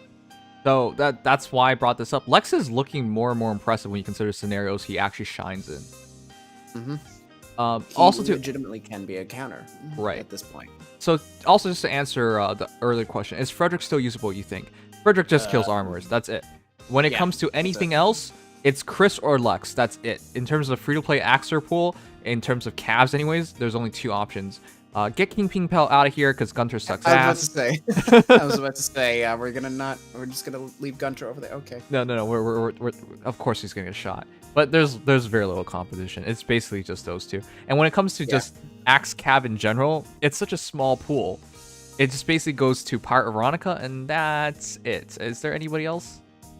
I guess Walhart, but he's kind of Walhart is waiting for his refine. If he gets his refine, we'll reevaluate it. But I think between Lex and Chris, they'll probably make more sense to you. Yeah, because Walhart is honestly almost the same. Well, because Wolfberg is almost as good as Deck Swabber, almost. If the stats line up, it really is just better to use Lex with Deck Swabber at that point over using Walhart with Wolfberg. So Lex's problem is that his matchup of God Swords is next to non-existent. I wouldn't count him out immediately because his defense is so high, and if you stack him with a attack defense solo, for example. Well, it's going to end up becoming it's going to become a 0x2 on both ends, if anything, with him more likely to take damage. Yeah, but still, like, don't just count him out there, because I think he'll surprise, especially if you run, like, Heavy Blade on him. If he doesn't die and he triggers Gale Force now, you're going to need to attack stack him a little bit to make that work, but you could definitely make it there. Right. The big thing is he's the only dual phase green that comes to mind. I'm pretty sure he is just the only dual phase green brave weapon. The only blue one I believe is Sully. And that's actually just the enemy phase with Sully. And then the rest are all reds. Yep. So Lex has uniqueness even in that regard. And the red ones don't exactly deal with God Swords well either because they're slow. Yep. They're not going to get the damage reduction. So, if we're going to talk about comparisons, Lex doesn't truly have a comparison in his own class because he's the only true Axer in the game. No, he's not. And I'm surprised you're not catching me on this one. Wait. Levitain. Oh my goodness, you're right. It's Levitain. Oops. Wait a second. He's basically Levitain, except Levitain is Resley and Blade Tome. Blade Tome. Yeah. I'll just say right now, he does not even come close to competing with Levitain's damage output, but he's lower investment at the end of the day, better physical tank, and flyers and cavalry have different options for inheritance, I guess. And she comes with attack defense rain. It's harsh, yeah. Attack def rain. You can't do advantage solo with attack def rain because he's a cavalier. Let's just do that then. We might as well do that comparison first. I keep forgetting about Levitain, even though I even used her today. Yeah, I was about to say, you use Levitain, so now I just feel even dumber. Ninja Levitain, just to get that out of the way, has 4 less HP, 6 more attack, 12 less speed, 1 less defense, and 15 more res. She's even harder than maxed. And Yep. in terms of BST, she's even slightly better, right? She hits 172 to his 168. Yeah. So 4 more BST, So which slightly pretty better. much equals to res. That's attack. That's really silly. So he's basically a worse off Levitating, because the Levitating, if you buff her, it's a blade tome, except it's an axe and not a tome. Yep. So Twin it's a Star blade Axe adds half her bonuses to her own attack. Now, of course, in this meta, blade tomes and whatnot are not the most reliable. But when it's on an 11 might Brave Axe that hits twice in both phases, who cares? Yeah. You get the damage when you get it, you don't when you don't. But at the end of the day, you're still a 42 attack Brave weapon. Yep. But I can understand why Lux has speed. Again, chat, Brave Hectors are such a menace, and they're only become more of a menace over time. Lux is your solution. Mm-hmm. If he had no speed, he wouldn't really be a solution. That's the other thing. Though that would mean he would hopefully have attack, because it's Lex, he wouldn't have res. Okay, true.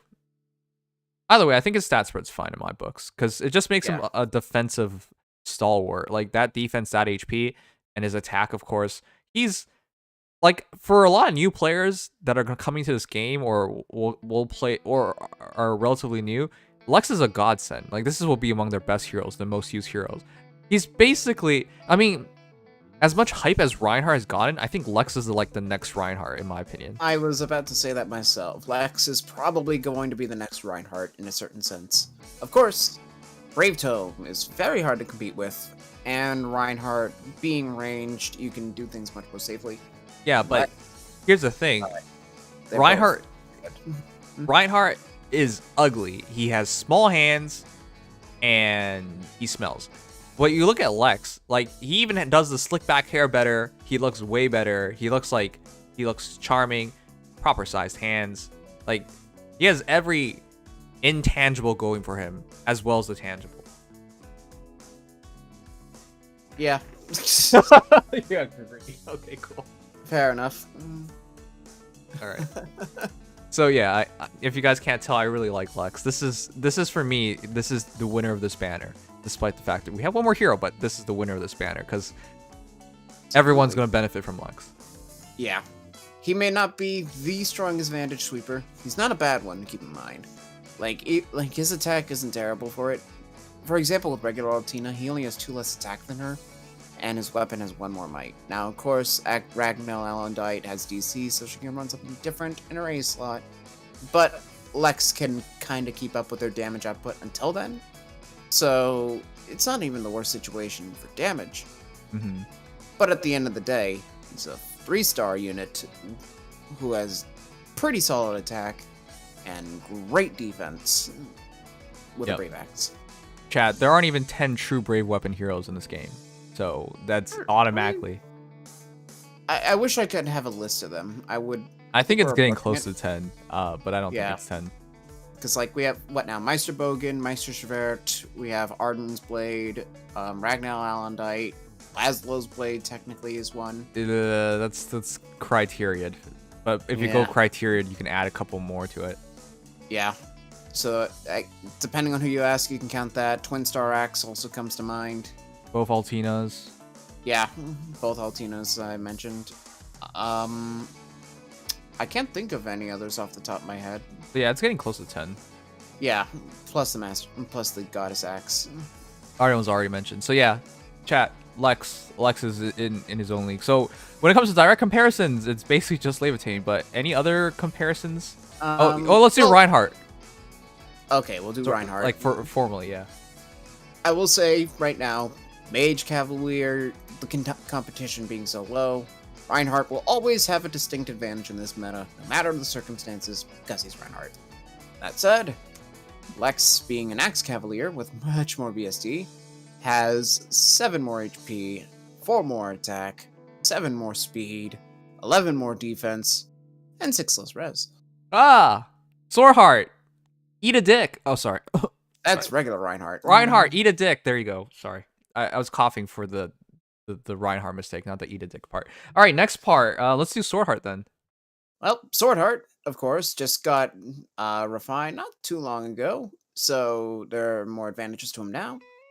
Before that, Meister Schwert was arguably just worse in some ways than the Goddess Axe, even though it realistically is just a stat reallocation. Yep. Meister Heart has 5 less HP, 1 less attack, believe it or not, 7 less speed, 7 less defense, but 9 more res. Yeah, the res part is the biggest thing. The So- 1 less attack is interesting, though. Yeah. That's why I think Lex does so well. Now, with the refine, of course, it's so close. Of course, Reinhardt takes the res advantage, and Lex has a bit more HP and a bit more defense still. And Reinhardt has an attack advantage now, plus Yeah. follow-up. Yeah. Because now Reinhardt has effectively 40 attack to Lex's 36, which means he wins. But while I nice. give Swordheart the slight advantage, the slightest advantages, Lex is 4 stars, and therefore he wins. Yep. Yep. If you go, you can, of course, choose your IV, plus 10. That's an extra up to 7 attack advantage over whatever your Reinhardt might end up being, realistically. Yeah. Of course, you have like a plus attack mid-merge Reinhardt with some investment. You could probably get him above Lex at plus 10. But you still have to have an actually solid investment on Reinhardt. Yep. And Lex is an Axe Cavalier. Yep. Plus, the physical advantage has its uses. You never know. And all intangibles, because Lex is a good-looking man. But yeah, for me, guys, Lex is the winner of the banner. He's amazing. Go build him. I don't really think there are real comparisons afterwards, though, because you're just going to like Altina territory, which is a weird one. Yeah, I'll just look up specifically for attack, and I guess defense. We'll look at a couple of the other brave weapons. Okay. So, like for example, Legendary Leaf. Leaf has 9 less defense, of course. He's an archer, but he does have 2 more base attack. I think. How much might does Meister Bogen have? Because it's like It 9. actually has less, because 8. it's. I think it's 9. Let me see. 9. Keeping in mind Meister. Okay, so it's 9 attack versus 11. So Leaf has 3 more attack, 2 more attack, but 2 less might. So they actually have the same. Yeah, attack. it's not fair because he's ranged and he's colorless. Yeah. He's a ranged colorless archer, and for some reason he also has impact if your player is using him. Some people forget that. Yeah, it's weird. That's why I don't like that one. Yeah. Still though, they actually do hit the same attack, which is interesting. Arden, another brave weapon user now in dual phase. Of course, Arden's not really as well suited to the Vantage sweeping role because He's armored and slow. Very slow. Though, ignoring his HP is actually kind of similar to Lex in stat distribution. He has equal attack to Lex, and only 3 more defense, with 3 less res, believe it or not. Arden, of course, has his sword now, which gives him dual phase brave, attack plus 4, and defense plus 6 with guard. So he actually hits significantly higher defense than Lex. It's a weird comparison. Yeah. We have to just basically look at what brave weapons you have, because at the end of the day, if you're looking to build a That's dual it, phase yeah. brave weapon, you got a very small pool. Arden will hit a little harder, but as an armor and a Tempest Trials unit, it's a little harder to make that commitment. Right. And then, of course, skipping regular Altina, we have Winter. Winter Altina has 4 more attack and 1 less defense. But it's Winter Altina. You can't go wrong with her at this point. She gets DC on her weapon with Dual Phase Brave, and Vantage on a duo skill with Null Sea Disrupt Access, and all the infantry perks in the world. Okay. So- These are weird comparisons at this point. I know they're all true brave weapons, but yeah. I'm just noting because at the end of the day, damage output's really going to be going in favor of them, but Lex makes this good on the cheap. Right. Okay. Finally, the Cutting Knight, the Thorba. I've been looking forward to this because her art has got me interested immediately. Yeah, chat, if this is the first time you're seeing her, isn't she a stunner? This is your free hero.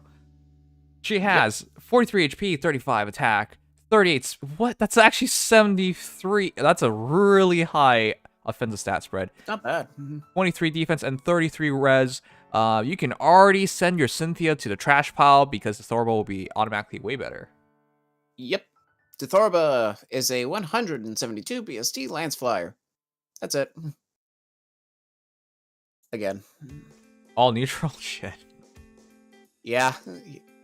Once again, no boons to speak of this banner except on Aranus. Alright. Yeah. So, of course, no super boons or anything means the what you see is what you get. But, plus attack, 38-38 offensive spread. Very solid if you do decide to trait Fruiter. And by the way, for those wondering, immediately, if you +1 merge her on the neutral merge, you will get 2 HP, 2 speed, and then 1 res. Unless you go plus attack minus res, in which case you'll actually... And if you go plus attack minus res, you'll actually change when she'll get her attack boosts on merges and dragon flowers. So keep that in mind. I'm just gonna say, she's actually a worthy hero to build. Very much so. If you give her 1 merge, she reaches 40 speed base, and because she's Flower Sweep Lance Plus, and her A slot is open, you can easily give her Swiss Barrel, or yeah, Swiss Barrel would be really good, which allows her to reach 44 speed, and her attack is no joke either, so she actually is pretty dangerous in terms of like adding her into your Arena Assault team or something. Yeah, for just a quick pickup, she's not bad. She's going to obviously become the next generation, eventually going to be outclassed Lance Flyer or whatever. Yep. But she does actually make a pretty solid standing for herself, and even her res is good. Yep. I will say now, if you're looking for a Pegasus Fly candidate, it's going to be Dethorba for the free-to-play pool at this point. Yep. It's pretty obvious. The only other hero we all ever put her against was like at least Sigrun in terms of the free-to-play pool when it comes to Pegasus Flight. Yep. And we will cover that. Yep. So as far as her kit is concerned, yeah. So I'm assuming you kind of got a look already since you know her A slot is free. She comes with Fire Sweep Lance Plus, sadly, but not so sadly. Special Glacies. Her 4-star skill is for some reason unspecified, but in case you're wondering, her 4-star skill is Fire Formation 3. And her 5-star skill is Speed Res Oath 3. This is a weird oath. Fun fact, it was only previously available in Asbel. Yeah. Weird oath. Anyways. Not sure why that's already demoted, seeing as how it just came out last month. Yep. It's not a bad one, though. And this is the first oath to be demoted, if I'm not mistaken. Fair enough. I don't know how many people actually use it, but it's good enough. For her, it's okay. Okay, so I'm really gonna say, if you're probably gonna throw out her kit, unless you run her with other flyers, in which case flower formation is a legit option. But immediately, all the standard stuff for Peg flyers are on the board, like Pegasus Flight, Dive Bomb, all the rains, your choice of anything for A slot as well. Like you could do anything you want with her. Yeah, Dethorba is an exceptional... she is very flexible in how you build her. Obviously, her defense is on the lower side, but she compensates for it with HP. If you want to look at it from that regard, she could almost be considered similar to NNID, in that she's a balanced unit. In fact, she's actually really balanced, similarly to NNID, having only 1 less speed than her. Yeah. With the same attack. It's actually kind of interesting. Actually, she's basically, yeah, because they're all both neutral completely as well. Actually, right? NNID? No, it has plus HP. It's basically the same. Neutral. No, it's basically all neutral. But yeah, I guess. Yeah. But yeah, they're both remarkably similar. It's just that NNID switches HP to actual defense, which, give or take, some people want one or the other. So you know what that means, right? Automatically, if you're committed to making one of these Pegasus flyers, you can just take a Nan's kit, put on the Thorba, and you're pretty happy. Because you could just max out the Thorba, and you get virtually the same hero. Pretty much, and you can merge Lancer, that set hero. Yeah. Now, of course, again, there is no signature weapon, so you will have to deal with that, but considering that we have skills like Flowing Lance right now, it's not the worst situation to be in, to be perfless. Yeah. Yeah. Wait, is Flowing Lance still the best Lance? Free-to-play Lance? Within reason. Yeah. Yeah, still. Yeah, okay. Yeah, I mean, like... Yeah, especially in the free-to-play pool, there's not exactly a lot of competition. Like, the most recent lance beyond that demoted, if I'm not mistaken, is Candy. Well, I guess there is Candy Cane on Winter Hilda. I don't think so. Her defense is low, and I guess you're saving it a bit, but it's a weird thing to tether her Well, down. she's getting guard at that point as well. All right. With Candy Cane. If you want to balance out her bulk, because again, she's balanced, you can. And then give her guard, especially with the fact that she comes with flyer formation, actually, Candy Cane would be a very solid option if you're using it with other flyers. Okay, I guess you could try it. I wouldn't suggest it. This looks like an offensive flyer to me, is what I'm saying. Yeah. I'm saying that if you want to go... If you're going with the offensive route, my fullest suggestion might be to use Ninja Yari, which is a little harder to get. It's on Navarre. But if you use Ninja Yari, unfortunately you can't take Flashing Blade 4 or low speed defense, but you basically hit 42 base speed with... what's the attack now? Ninja Yari. It's a weird option because you're essentially making another Cordelia. Yeah, you're basically making another Cordelia, but that would be 44 attack with 42 speed. If you want to, but... You know what? I'm not even going to give a suggestion for the build because this is too flexible. You can literally do anything you want. Yeah. The problem is there's not a lot of necessarily offensive lances, which is why I would personally lean to the tanking side. Right, same here. Altina and Gaul are just too damn good. Yeah, Altina. Yeah. So, yeah, those are the better tanks. Okay, so immediately I'll just give a cheap build because she has Fire Sweep Lance Plus, and she has a really good speed and pretty decent attack. Actually, well, for lance flyers, it's actually really good. Pegasus Knights don't hit very hard, generally speaking. They're usually around 35. Like if they hit 40 plus, actually none of them have. Well, that'll be a day. So that said, she has no perf. So if you keep Fire Sweep Lance, you give her one merge, which would give her 2 more speed, 40 speed, Swiss Barrow. And because she has her B slot open, you can continue to use Flower Formation. Your C slot can be still the same Oath that she comes with, Speed Res Oath, but honestly, you would probably want something more offensive. Like what? Yeah, that's what I'm thinking of. Because if you use Fire Sweep Lance, you're not counterattacking, so... Yeah, Fire Sweep Lance doesn't really make a conducive situation to use Attack Smoke, and Speed Smoke, I guess you could do that. But... yeah, it's awkward. I mean, I don't know. Okay, I guess just I'd probably stick to Oath. Just keep the Oath, because at least it adds a bit more speed, so... Yeah. Yeah. And then you can try whatever you want for Seal. Whatever adds more attack. More speed's nice as well. But yeah, she's not hard to build is my point.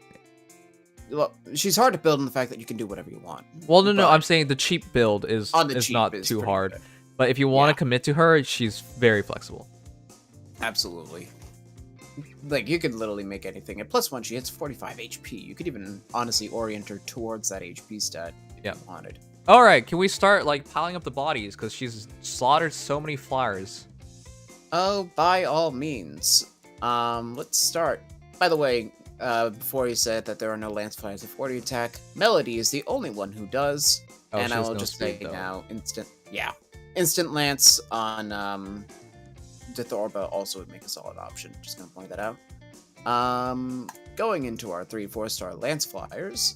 The fastest of them right now is Cynthia, of course. Rest in peace. Yep. So Cynthia is old. Not old enough to get her refined, though. The other Fire Sweep Lance Flyer, Cynthia, has 5 less HP, 3 less attack, 1 less speed, 4 more defense, but 4 less res. So no true advantage in anything. In fact, just disadvantages. All right. Can we get Sigrun? Because I remember some guy said he +5 Sigrun, so I want to make him sad. I've seen some +10 Sigruns out there, so okay, I don't blame him. Let's make all of them sad. Yeah. So, of course, again, Dithorba's HP is their noteworthy trait. Sigrun has 6 less HP than Dithorba, 3 less attack, 2 less speed, 5 more defense, and 1 more res. So mostly in the defense department, but offensively worse off. Yeah, Sigrun is most notably a mixed tank, kind of actually more like a NAND, but lacking everything else. Yep. So actually, Sigrun's still probably the better Pegasus Flight user because of the slightly higher res. Yeah, pretty much. And I will say, I don't know if we put it in there, but Anand and Sigrun are actually very comparable to each other, as a fun fact. Just going down the list, the next fastest in the main pool would be Shigure, who's actually the same speed as Cynthia. So Shigure, I don't know how many people build him at this point. This is the most pointless one. I haven't seen forever. Actually, no, I saw one recently, but that's it. Well, I don't remember the last time. He's the fastest main pool lance flyer, and he has 3 less HP, 2 less attack, 1 less speed, 4 more defense, noticing a trend, and 8 less res. So from what I can see, the Thorba is mostly just shifting more some defense into HP, which makes some sense. Much. Yeah. Also, that huge advantage in terms of stat BST, she kind of just dumped it in res. Yeah, pretty much. And attack. She actually has an attack stat. Not a Pegasus flyer, but very much worth comparing. And I think this is going to be the reason why some people don't build her, is Seteth. Yep. Seteth, of course, is a current generation lance flyer on a Wyvern, who has his own perf in Spear of Assault. Seteth has 1 more HP, 1 more attack, 2 less speed, 9 more defense, but 9 less res. Okay, so in other words, it's between the Thorba and Seteth, but Seteth has the lead because he has his own perf, and having defense over res is usually more useful on melee heroes. So wow, actually, Seteth is still the pristine one, and of course that's especially with Wyvern Flight being more flexible than Pegasus Flight. Yeah. So I still think Seteth is probably your free-to-play hero to go to.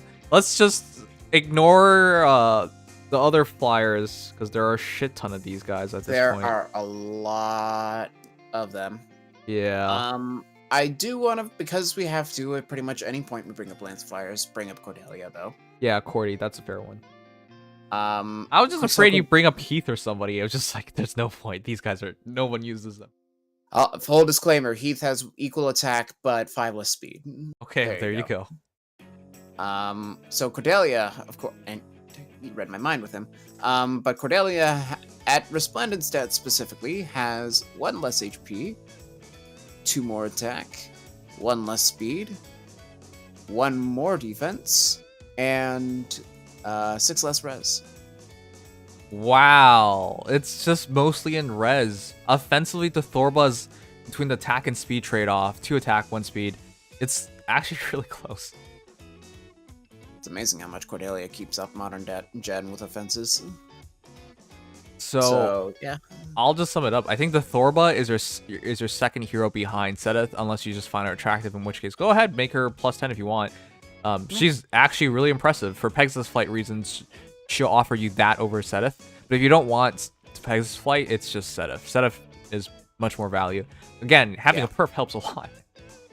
The perf really just sets Seteth apart. He may not have as much base speed, but because Spear of Assault adds up to 7 speed while also preventing speed buffs, it all goes in his favor. Yeah. And I don't think any lances give particularly noteworthy speed. Like, I think Sigrun's, Tanith's rather, Lofty Blossoms is the best for speed at +4 through Swift Sparrow effect. Wait, are you guys saying Seteth? Oh, sorry. Shigure has a perf? Shigure does not have a perf. What? No, he's the only one with Harmonic Lance, but he does not have a perf. Yeah. He probably will soon, because Shigure came out at the same time as Bonoka, but not for a little while longer. People really do want to see Resplendent Tana, and I will gladly do so. Oh, that's an interesting one, sure. Not in this filter I have on for some reason. But Tana, keeping in mind she's getting Resplendent in 9 days. If we include the Resplendent stats, Tana will have 5 less HP, 1 more attack, equal speed, 4 more defense, and 6 less res. It's a little all around. Like, Tana actually holds up very well offensively, but otherwise, she's just not as bulky. That said, Vidifnir does have a better version of close defense with attack speed +4. It's not the best weapon out there, but that bulk does give her a fair advantage over Dithorba out the gate. Yep. So not too bad for Tana. Not too bad. All right, chat. But I think that's good enough. Immediately, I'll just say this is actually a surprisingly good banner. S tier fodder. It's the definition of dual skills is we'll put them in S tier fodder. But the fact they can take a dual skill and something more, well, assuming you have the base one and something more valuable, just as valuable, makes this a great banner in that respect. Not just that, but like I love how like a lot of heroes look. Thorba, I love the look. Lex, I love the look. Azel's pretty cute, and then like Ernie's, like the art really shined apart as well for me. Oh yeah, absolutely. The art is great this time around. But as we can see from the stats and the heroes themselves, they actually differentiate themselves. Well, except for the Thorba, who just took a shit on Cynthia, but close enough. But again, yeah, well, what can you do with the Pegasus Flyer trend? There's 3 on this banner, so there's it's so gonna many. inevitably happen. But for me, it's so easily Lex is the most important hero here. Yeah, in the long term, Lex will probably be eternal for this meta now. Yep. We'll see how impactful he is. I don't know entirely yet because he is melee, but I expect to see Lex pretty much forever. Yep. At this point. Yep. Hell, I might even see a few of him in arena because he scores 170. But yeah, I will say Lex is probably the best from the regard that he is permanently meta. Otherwise, I'm gonna say Aranis, Zell, and Anand. It's a boring tiering, but yeah, that'd probably just be how I am. Okay. I might put Dithorba over Anand, personally, just from the respect that Dithorba, while she has one key competitor, is an accessible competitor, whereas Anand is not. And if you want to build a sword flyer, like you mentioned, you do have the option to just do Ashnard. Yep. Anand is mostly just gonna be fodder. Yeah, I'm sorry. Anand's. That's why they didn't really focus on red flyers, because it was such a hard place to put anybody in. Yeah, there's not a lot of them, which I find funny. Dithorba has a sword in her boss fight, and yet she's a lance flyer. I don't get it. I don't get it. She should have been the sword flyer, because it's just too competitive. She's literally just taking a shit on Sigrun and Cynthia at this point, and it's not even a big shit anymore. It's a big shit on Cynthia, but not on Sigrun. Yeah, and not on Zenith. And definitely not on Zenith. So yeah, it's a weird pick for her to be. But yeah. Anyways, yeah. That is your banner, chat. I hope you enjoy. Leave a like, subscribe, follow if you did. But yeah, let me know what you guys think. It's an interesting one that I know none of you are summon on, because we already polled you guys. Yep. It was so overwhelmingly no. It was 65% immediately no. We're not pulling. Plus the extra, residual percentage, if I'm not It mistaken. was more like 70% of you guys were not pulling. It was crazy. Yeah. But still, it's solid overall. I don't think the banner is sleeper. It is a difference maker. This is a banner that will change the meta. Unfortunately. If not just for Lex. Yeah. But unfortunately, it's in a bad timing. A Hero Rises Voting Gauntlet banner will take all your orbs. Not to mention double Special Heroes banners will coming up as well. And of course, Legendary Heroes Remix banner. And we just had Hero Fest. And yeah, it's just here. Yeah, pretty much. There's not much we can really do about it at this point. It's not even like this meta. This banner is going to be permanently ingrained, but nobody's gonna summon it. So down the road, people are gonna be like, "Oh, I could have pulled from Alex copies, or I could have pulled a couple of duels, or maybe an Aranis." But the Hero Rises, that took all my orbs. Okay. Wait, it's unfortunate. Some of you guys are saying that you're disappointed. I'm surprised. This is, because it's Duke Draw. That's why. I can understand, because from the respect of, hey, these heroes are supposed to be busted, but they do add, like, again, it changes the meta.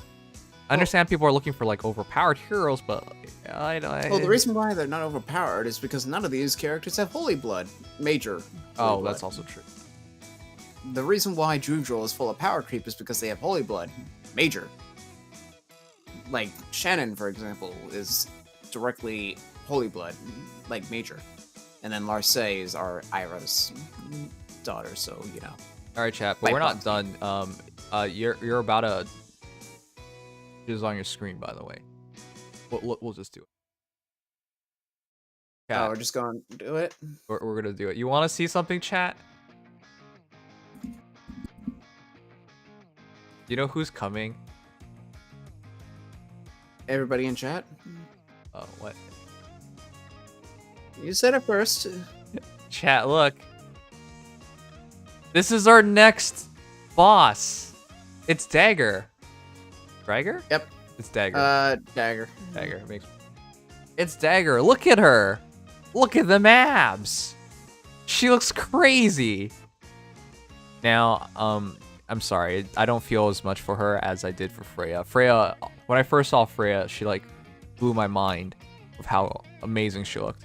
But this is very different. We don't really have like the muscular kind of girls in Fae. Altina, mostly. Oh, or she's Rinka. slender. It's actually just Rinka. She's slender. Yeah, Altina's Rinka. slender still.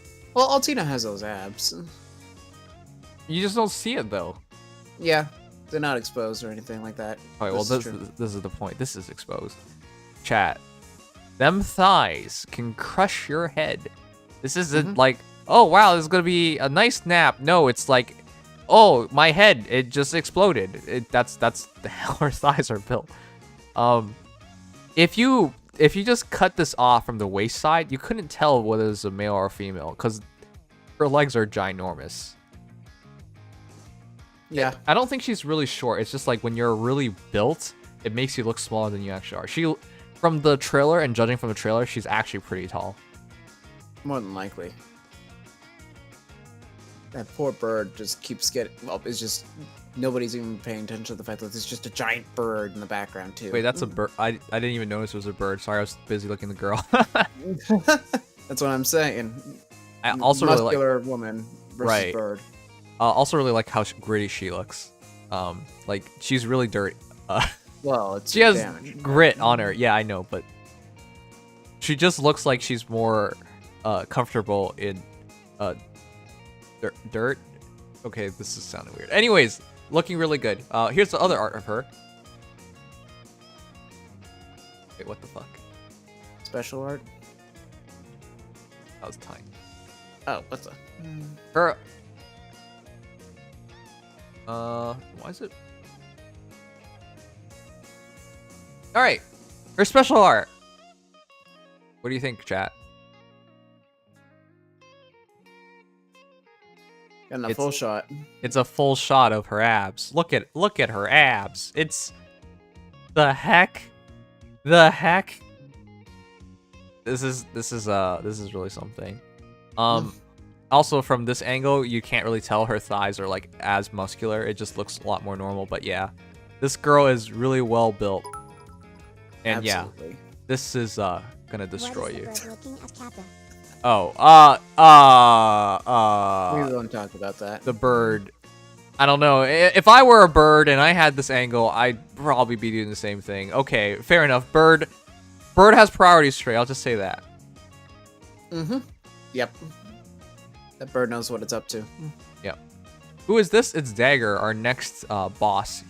Like, she's supposed to be one of the angels overlooking. I don't know what the role is yet, but we'll see soon after the story. I'm not sure. Yeah, we're not sure yet. We're like, the guess here is like it's like Loki and Thor kind of thing. Like, they're Valkyries, I think, is what they're supposed to be representing, but we'll see. Yeah, that's what I remember hearing. We'll have to see exactly how they intertwine with the story. Alright. Well, to get into the stuff that some people might care about as well. So Dagr is, well, Sun's Radiance is an infantry axe unit.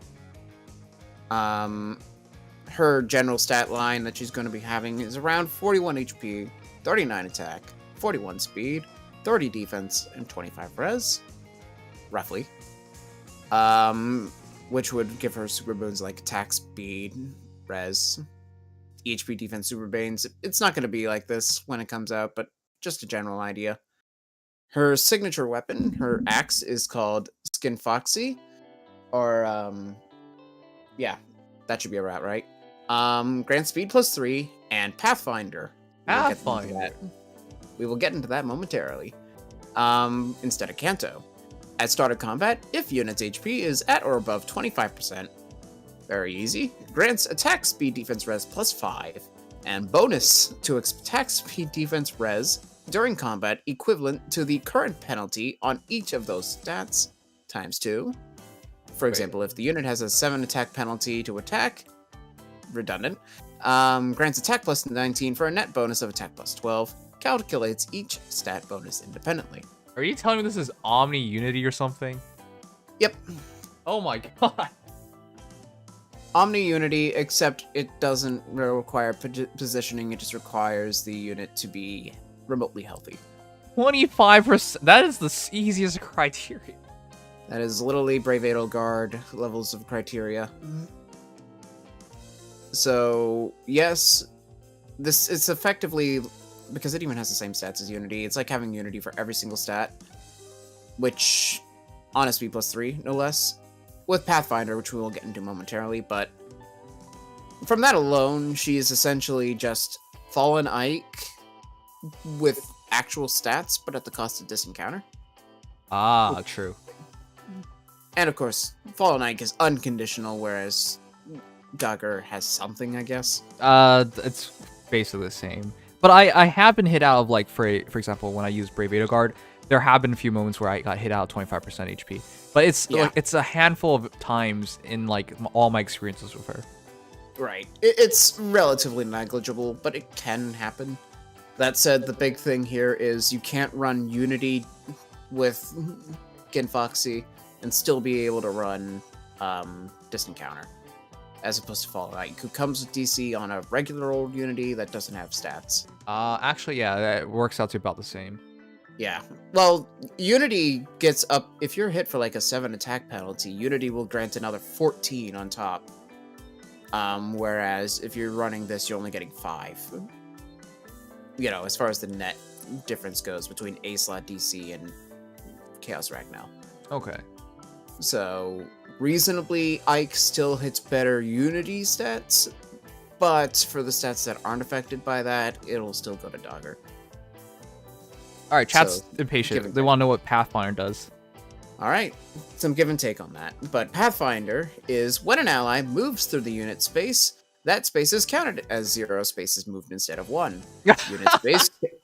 Unit space can be freely added to the ally's normal movement. Applies to only to allies with movement types that allow movement through unit space. So, for example, if a cavalry were to go on top of Dagr, and she were on top of a cavalry trench, which would normally reduce the cavalry to the point where they can't move past it, but they can move on it, they would be able to move through Dagr as though they didn't have any spaces moved, and then still be able to move an extra 3, or whatever ends up being past that. Right, so technically we can see a cav hero move 4 spaces. Yep, if they you can actually see a her. cav hero move 5 spaces if you have a net, technically. Okay. So the reason why I laughed instantly as soon as you said that, this is already in other games. it's in a lot of SRPG games. Essentially, it's a block of space that no longer has counts as space, essentially. Yep. Now, it's interesting that it's coming to Fae. As anybody who's ever played Langrisser Mobile knows, for example, if you use Luna and you use Wind Spiral, now like spaces that you're moving through the Wind Spiral do not count as spaces. So you just move extra. Like, for example, if you're going past her in the Wind Spiral range, 5 spaces turns into 7, for example. Yep. It's the same idea. So it's just awesome that they're doing this. But this is another thing that, chat, when they put in savior skills, that was basically guard in other games. When they put in heal block, when they put in Fatal Smoke, it's just heal block in other games. Like, here's the thing. Like, I like this because My fear and my annoyance at Faye at the start was just like, they really want this game to be casual. They're skipping out on all the advanced mechanics in other SRPGs. It only took them like 4 years, but they're actually putting them into the game now. These are actually so adventurous this month. Well, this past year. Well, yes. Like, all these skills you mentioned were basically since the start of this book. Right. Think about that. Right.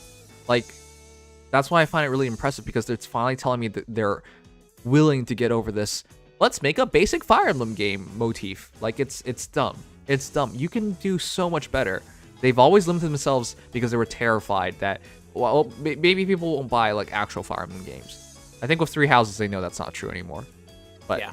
My entire point is, hey, finally, this is the right move, IS. Good job. There are lots of other little mechanical things you can add into the game, and you don't even have to work hard for it because they're in other games. You just take it and put it in this game, and you just said, well, we thought of it too. Not getting sued on basic concepts. No, not at all. But it is a very nice concept to see them implement, and it definitely adds a whole nother level of thinking that they've been doing with all these.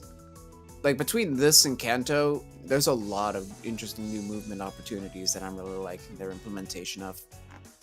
Yeah. It really does spice up the gameplay aspect, especially. In fact, I think the biggest aspect of this book is the fact that they've introduced so many new aspects to the game. Mm-hmm. It really is making things interesting, like just the interactions in general. Right, but chat, the reason why I brought this up is because you got more things to remember nowadays. When she finally becomes released, just one extra block movement opens up so much.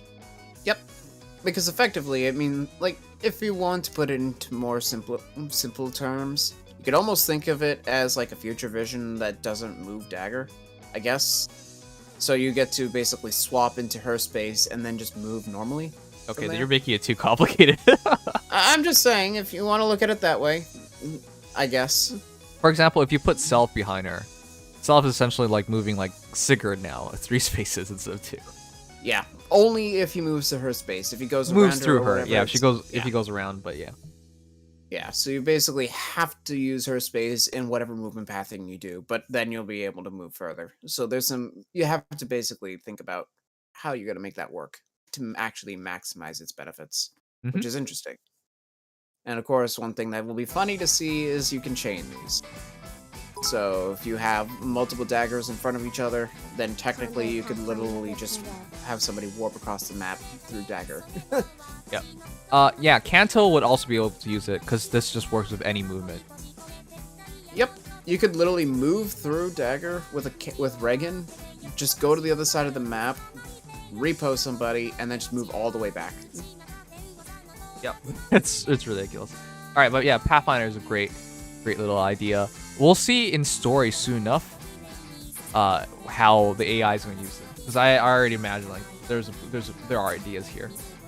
Yeah, it's definitely going to be interesting to see how the AI interacts with this kind of stuff as far as how they actually choose to use it. And of course, the big thing to note is that it's unconditional, so you can't actually, unlike Kanto, which is only 1 through 4, Pathfinder is perpetual, so no matter what, this will always be active on Dagr.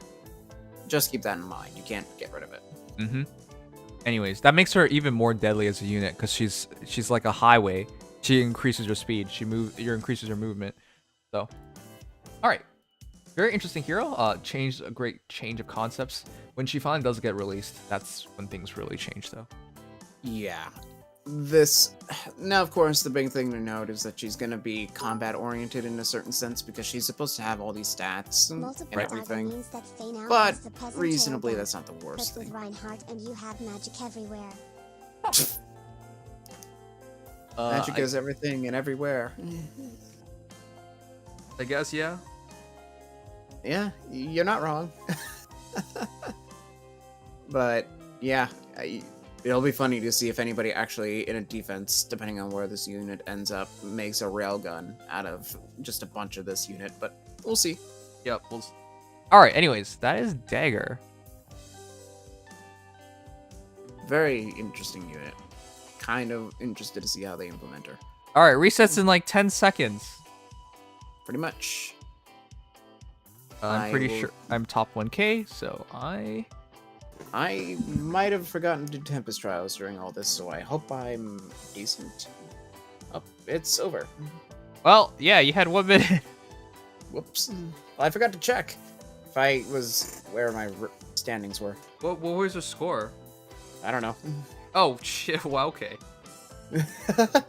I kind of forgot to pay attention to the details. Well, chat. Coliseum, of course, has started. Forging Bonds, new banner. No new surprises beyond that. And, of course, you know, new season and ether raids and whatnot. This is actually so good looking, chat. Like, this banner. Ooh, that is a really appealing, just aesthetically appealing banner. They actually use the space really well in, like, ode banners. Yeah. I like it. Unfortunately, Lex behind all the hot girls. I'm sure he's not complaining. That Zell guy's pretty cute though. I'll say that. Anyways, yeah, chat. That is the new banner. Normally I stay past reset a bit to listen to you guys summon, but I know none of you guys are gonna summon. So. Well, I'll just see. Let's see if we have any interesting stuff. Ponza Loki starts on the 19th. Magic bonus. We got Blue Battle quests on the 18th, the day before. 4 orbs and minor rewards. Rooker Sieges. I don't know if the graphic is up for this. I haven't been able to find it. So, just to talk about it, our Rooker Sieges starts on the 21st, finally. And the first set will be Ferdinand von Aegir and the Death Knight, followed by Bo Hinoka and Summer Takumi, and then finally Ares and Eldigan. If they knew how to meme, they would change his voice file whenever you hit him. Instead of that dolphin screech, it says, "I'm Ferdinand von Aegir." Please? That'd be so funny. Oh, I would love it. Just throw that, make that his only voice clip. Everywhere you go, it's just, "I am Ferdinand von Aegir." Please. Oh man, that'd be a fun one. But I'm glad that's cool. Free summon Nan, congrats. Wait, I think you would have probably wanted a Zell, but yeah. Good fodder at the very minimum. Good unit if not. But yeah, pretty solid bonus. I don't think there's anything particularly volatile this time around in Rooker Sieges. Relatively easy set. Lost Lore for Binding Blade and Blazing Blade starts on the 24th of this month. And the BHB for Veronica and Loki starts on the 25th. Whereupon, that day will probably be our update for the next Legendary Heroes banner. Mm-hmm. Resonance Battle bonuses. This week is Radiant Dawn and Awakening. So you have your choice of Harmonic Mia or... actually, Harmonic Mia covers both of them. And Winter Altina for bonus. And then next week will be the Blazing Blade and Fates, which covers Ninian and Pirate Veronica. Also, really quickly, we have 300 viewers on YouTube. Can we get to 100 likes? We're 25 away. I'm surprised we have 300 viewers on YouTube. It's pretty late. Impressive. Yeah. Wow. Huh. At 2 in the morning too. I'm surprised. I know it is. It's 2 in the morning. You got some real fans. I'm surprised because again, this banner didn't seem to have that much hype in it, but yet people like actually wanted to hear and check it out. Yeah, no, it's a pleasant surprise. Hello, Zork from your castle. Wow. And then of course you have your 186 viewers on Twitch as well. Very, very high turnout. Oh, we're at 99. You guys, there's just one more. And you'll never get it. Yeah. Well, we did it. 100. Thank you guys. Woohoo! Wow. Very solid. Oh, and that was the last free hero. Kalik was the last free one, right? That's it. Yep, Kalik is over. So the Grand Hero Party has ended. Oh. And the Bound Heroes have continued. Oh. Our celebration is coming close to its end. Yeah. I should make that video already about like telling people to return to Fae. Because if you still have the end of the month for most of the big benefits, right? A hero rises free hero, free summon hero. The Hero Rise, the free summon is already over, I think. What? I thought it was until the... Is it? How long is it? I thought it was the end of the month. Let me double check that. I think it might just be the end of the month, and I'm mistaken. I think you're mistaken. Yeah, I might be mistaken there. Anyone wants to confirm that, but... All right, chat. Yeah. Oops. Also, if you guys want to join our Discord, here it is. If you ever want to talk about Fae or any other gacha games, find us here. I do spend more time nowadays chatting with you guys because I often just edit and chat with you guys. But yeah, that's our Discord server. If you guys want to join, it's right there. Oh my God. I'll always be there too. I'm cracking up. Chat, one sec. Let me show you real quick. Hey, you guys remember? People are polling right now. This is from in our Discord server. Catastrophe! Congratulations! You're so lucky. 4-star, 5 focus, a Leo. You must be so happy. I mean, it's QR. I guess it's QR. A couple of you guys are free pulling a Nans. It's pretty cool. Oh, yeah, well. Got Perry. Right. Make any decisions. What the? Well. Wait, SDA, did he actually... He pulled... Okay, no, he pulled Perry and he pulled Ophelia. Congrats, that's really good. That's not bad. I completely forgot Ophelia for a second there wasn't already removed from the pool. Oh shit, Dagr has close call. I kind of figured. What the... With the fact that she's so fast. These stats are insane, chat. Oh, jeez. That's actually going to be a hard unit to deal with. Huh. Good luck. Yeah, Don't good penalize luck. Her. That's so depressing. Who's that? Porto. My man pulled Lex. You want plus defense. That's not bad. Minus attack. Rip. Oh, the Harden memes are for real. Axlush pulled Harden. You guys always kid around with me like, Nims, you know, you're gonna one day pull Harden, but we've never pulled Harden. But now you can have it happen at any point. Yeah, also, literally. Snuck this image in for you, just to give you an idea of what the new skill looks like. Huh? I put it in that chat just because you're already there. Oh, a Pathfinder looks like. All right, cool. Yeah. Just to give an idea.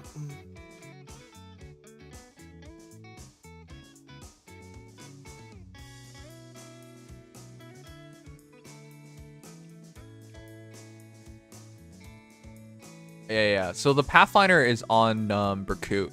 That's what I imagine. On everybody. Oh, it's on everybody? Yeah, all three of those. Okay. So you guys can see Abel. Abel has normally 3 movement, so going through Berkut doesn't count. Do you see my mouse? But going through Berkut does not count. Counts as 1 block. Going through Camus does not count. Counts as 1 block. Going through Dimitri does not count. So you can still got 1 more block here. And you can see this. This is why I think this is going to be really impressive, right? So if you leave, say, Dagr right here, and you have a hero right next to, like, Abel, look at that. It's actually a double coverage because going through, you go through the conduit, and then you can still reach because it doesn't cost you movement. So essentially, it's like you're standing here instead. Mm-hmm. Yeah, so it's actually really interesting. Yeah. And you can just see how ridiculous it is. It's basically like Abel is able to move 6 spaces in its optimal circumstance. Yep. That is going to be very interesting to see people stack up. Here's the thing, though. This is just an example. Yep. Because the reality is it's in the weapon. So while we can say Cadlines just got stronger, everything got stronger. Whoever you use this with gets stronger. Because, for example, now armor heroes can, like, cover better. Yeah, armors, if you're actually insane enough to run just a whole bunch of Dagr with armors, you could technically make a search situation where an armor moves like a cavalry. Yep. If you're so bold. But yeah, it'll be quite a while before we get Dagr, but the future is looking really interesting. Yeah, and I will say, because there's Dagr and that other woman, they're probably going to both have it. Yeah. So if you want to synergize them 2 together, that could be fun. But Yeah, it's gonna be a very interesting prospect in the future. All right. Aside from that, let's keep looking at how people are doing. It's our Discord server. Let's see. Okay. Wow, people are getting really lucky. Yeah, I'm surprised. Whenever we stay past reset, you guys free pull a bunch of stuff. AJ, 45k. Come on, my dude. Hit 50. Get all the orbs. That's it. What now? 45? Yeah, I don't think he was gonna get all of them. Hey, Freya's best girl in Faye, fight me. It's Fireboy who posted that. Typical Fireboy. Yep.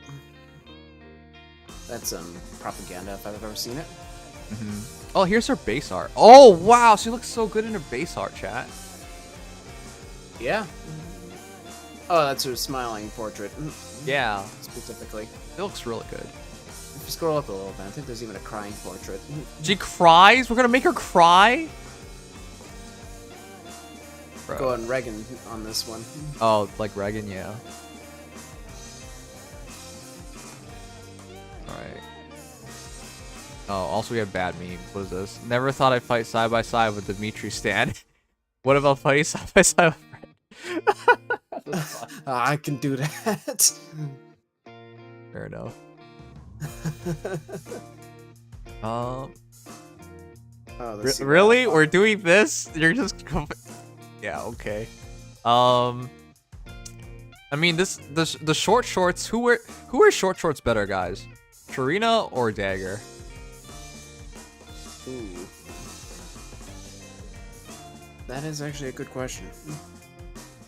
It's hard. It's really hard. Because I always took note of that. Sharina's really cute. Fortunately, yeah. I don't know. It's close. It's close. They both do it really well.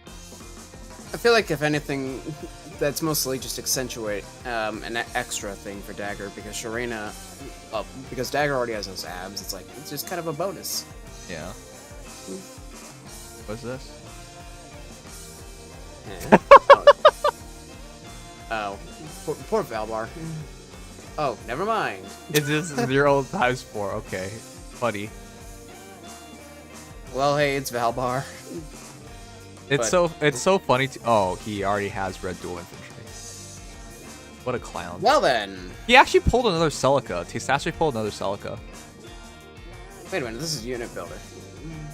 Is it? Wait, is it? No, it is unit. It is unit. But I think he's gonna go for red just because this guy loves Celica. I wouldn't be surprised if he gets it very early on though, because I will say right now, red dual infantry 4 Celica scores really well. Yeah. Also, there's a bird. I didn't even notice there's a bird. Yeah, that poor bird is just. I like how they actually erased. Oh, this is the last of the Pegasus flyer sisters, right? Sorry, in Genealogy. There's supposed to be 4. It's the last one, right? Yeah, that would be Pamela, who they kind of forgot existed, unfortunately. Nice. And then of course you got Lewin and Sed both in there as well. Okay, Dagr's pretty cute, chat. Like, despite I didn't even notice she had that many abs, that massive abs, but yeah. Oh yeah, she's powerful. But she actually does have a pretty cute face. Yeah, surprisingly. I really do like her design. I'm kind of wondering, I'll be honest right now, I'm doing the story and I'm not reading it so I can read it for later. But well, let me congratulate him. Oh, what do we got? Oh, hey, it's a Shajura.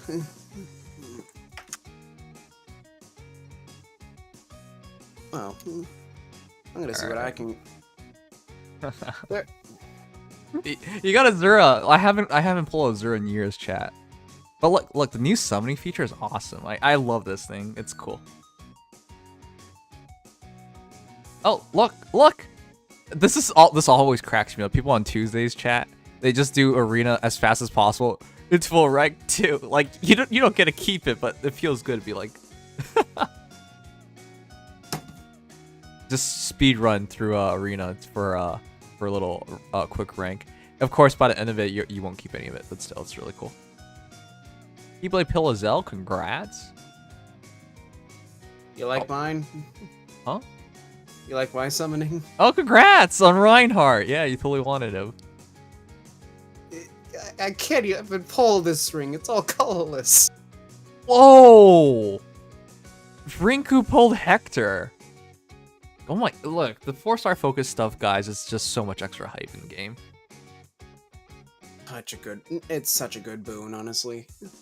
Just a straight up free Hector at this point, like free DC. It's so good. Yeah, no, Tasasper really did pull another Celica, as if he needed another one. Yeah, no kidding. Wow.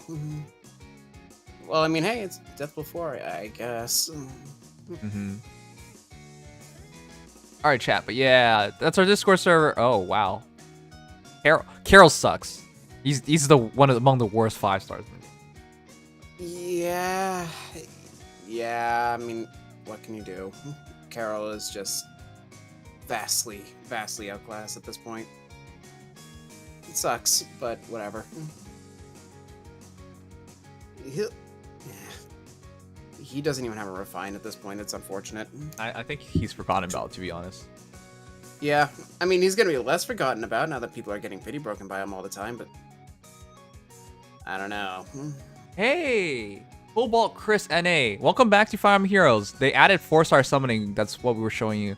That's gonna be a big surprise when you summon. All your orbs are worth so much more because any random 4-star has a chance of sparking into a 5-star essentially. Pretty much, it's huge. Really, it's just huge for the entire summoning experience now that you can just randomly pull really good. I'm amazed. Of course, I've not been able to reap the benefits myself yet, but yeah, from what I've seen from other people, you still gotta get lucky at the end of the day. Yeah, it is still 3%. Can't change that. I want to summon. Is Hero Fest still here for like a bit longer? Hero Fest? No, it just ended. Yeah, that one just ended. Yeah.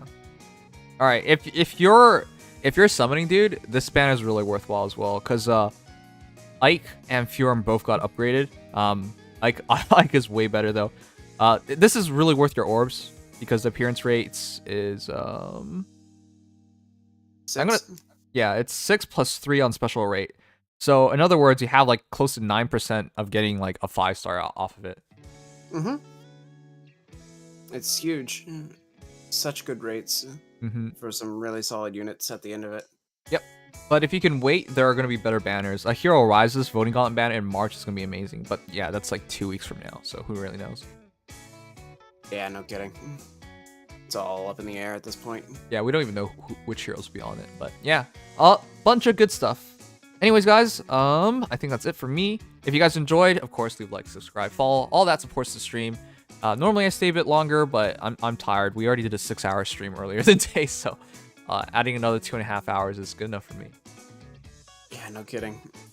Can only go on for so long at the end of it. Follow me on Twitch if you guys want consistent streams. And you guys got our Discord server link as well. So yeah, that's where you guys can find me. But other than that, we'll be back tomorrow for story. Yeah, it's story and hero reviews. See you guys all then. Yeah. Thanks, Legion, for dropping by and co-hosting as always. Not a problem. Always glad to be here. Matthew says I got Aranese. Congrats. I have been able to pull exactly nothing. I don't know when I'll try on the banner. There's only 16 days, but yeah, we'll see. Yeah.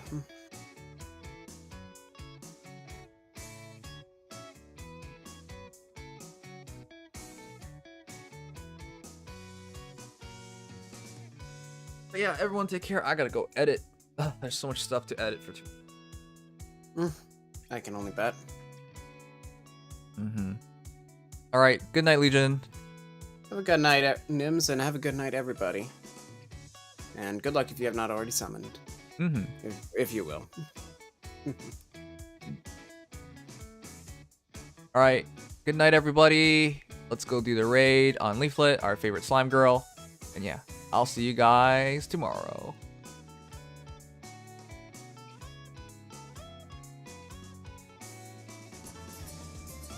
She's always streaming for mom nowadays. Wait, it's a double raid? Oh my god, Haru, thank you so much for the raid, and Nimious. How's it going, Nimious? How's it going, Haru, and Nimious? Welcome, guys. Thank you so much. We're playing balloons together. Holy I'm a shit, VIP. Mommy, it's Ooh. 11:20. Oh, it is? What the heck? We've been They've been playing this game for 5 hours. All right, but yeah. Take care, everyone. Good night.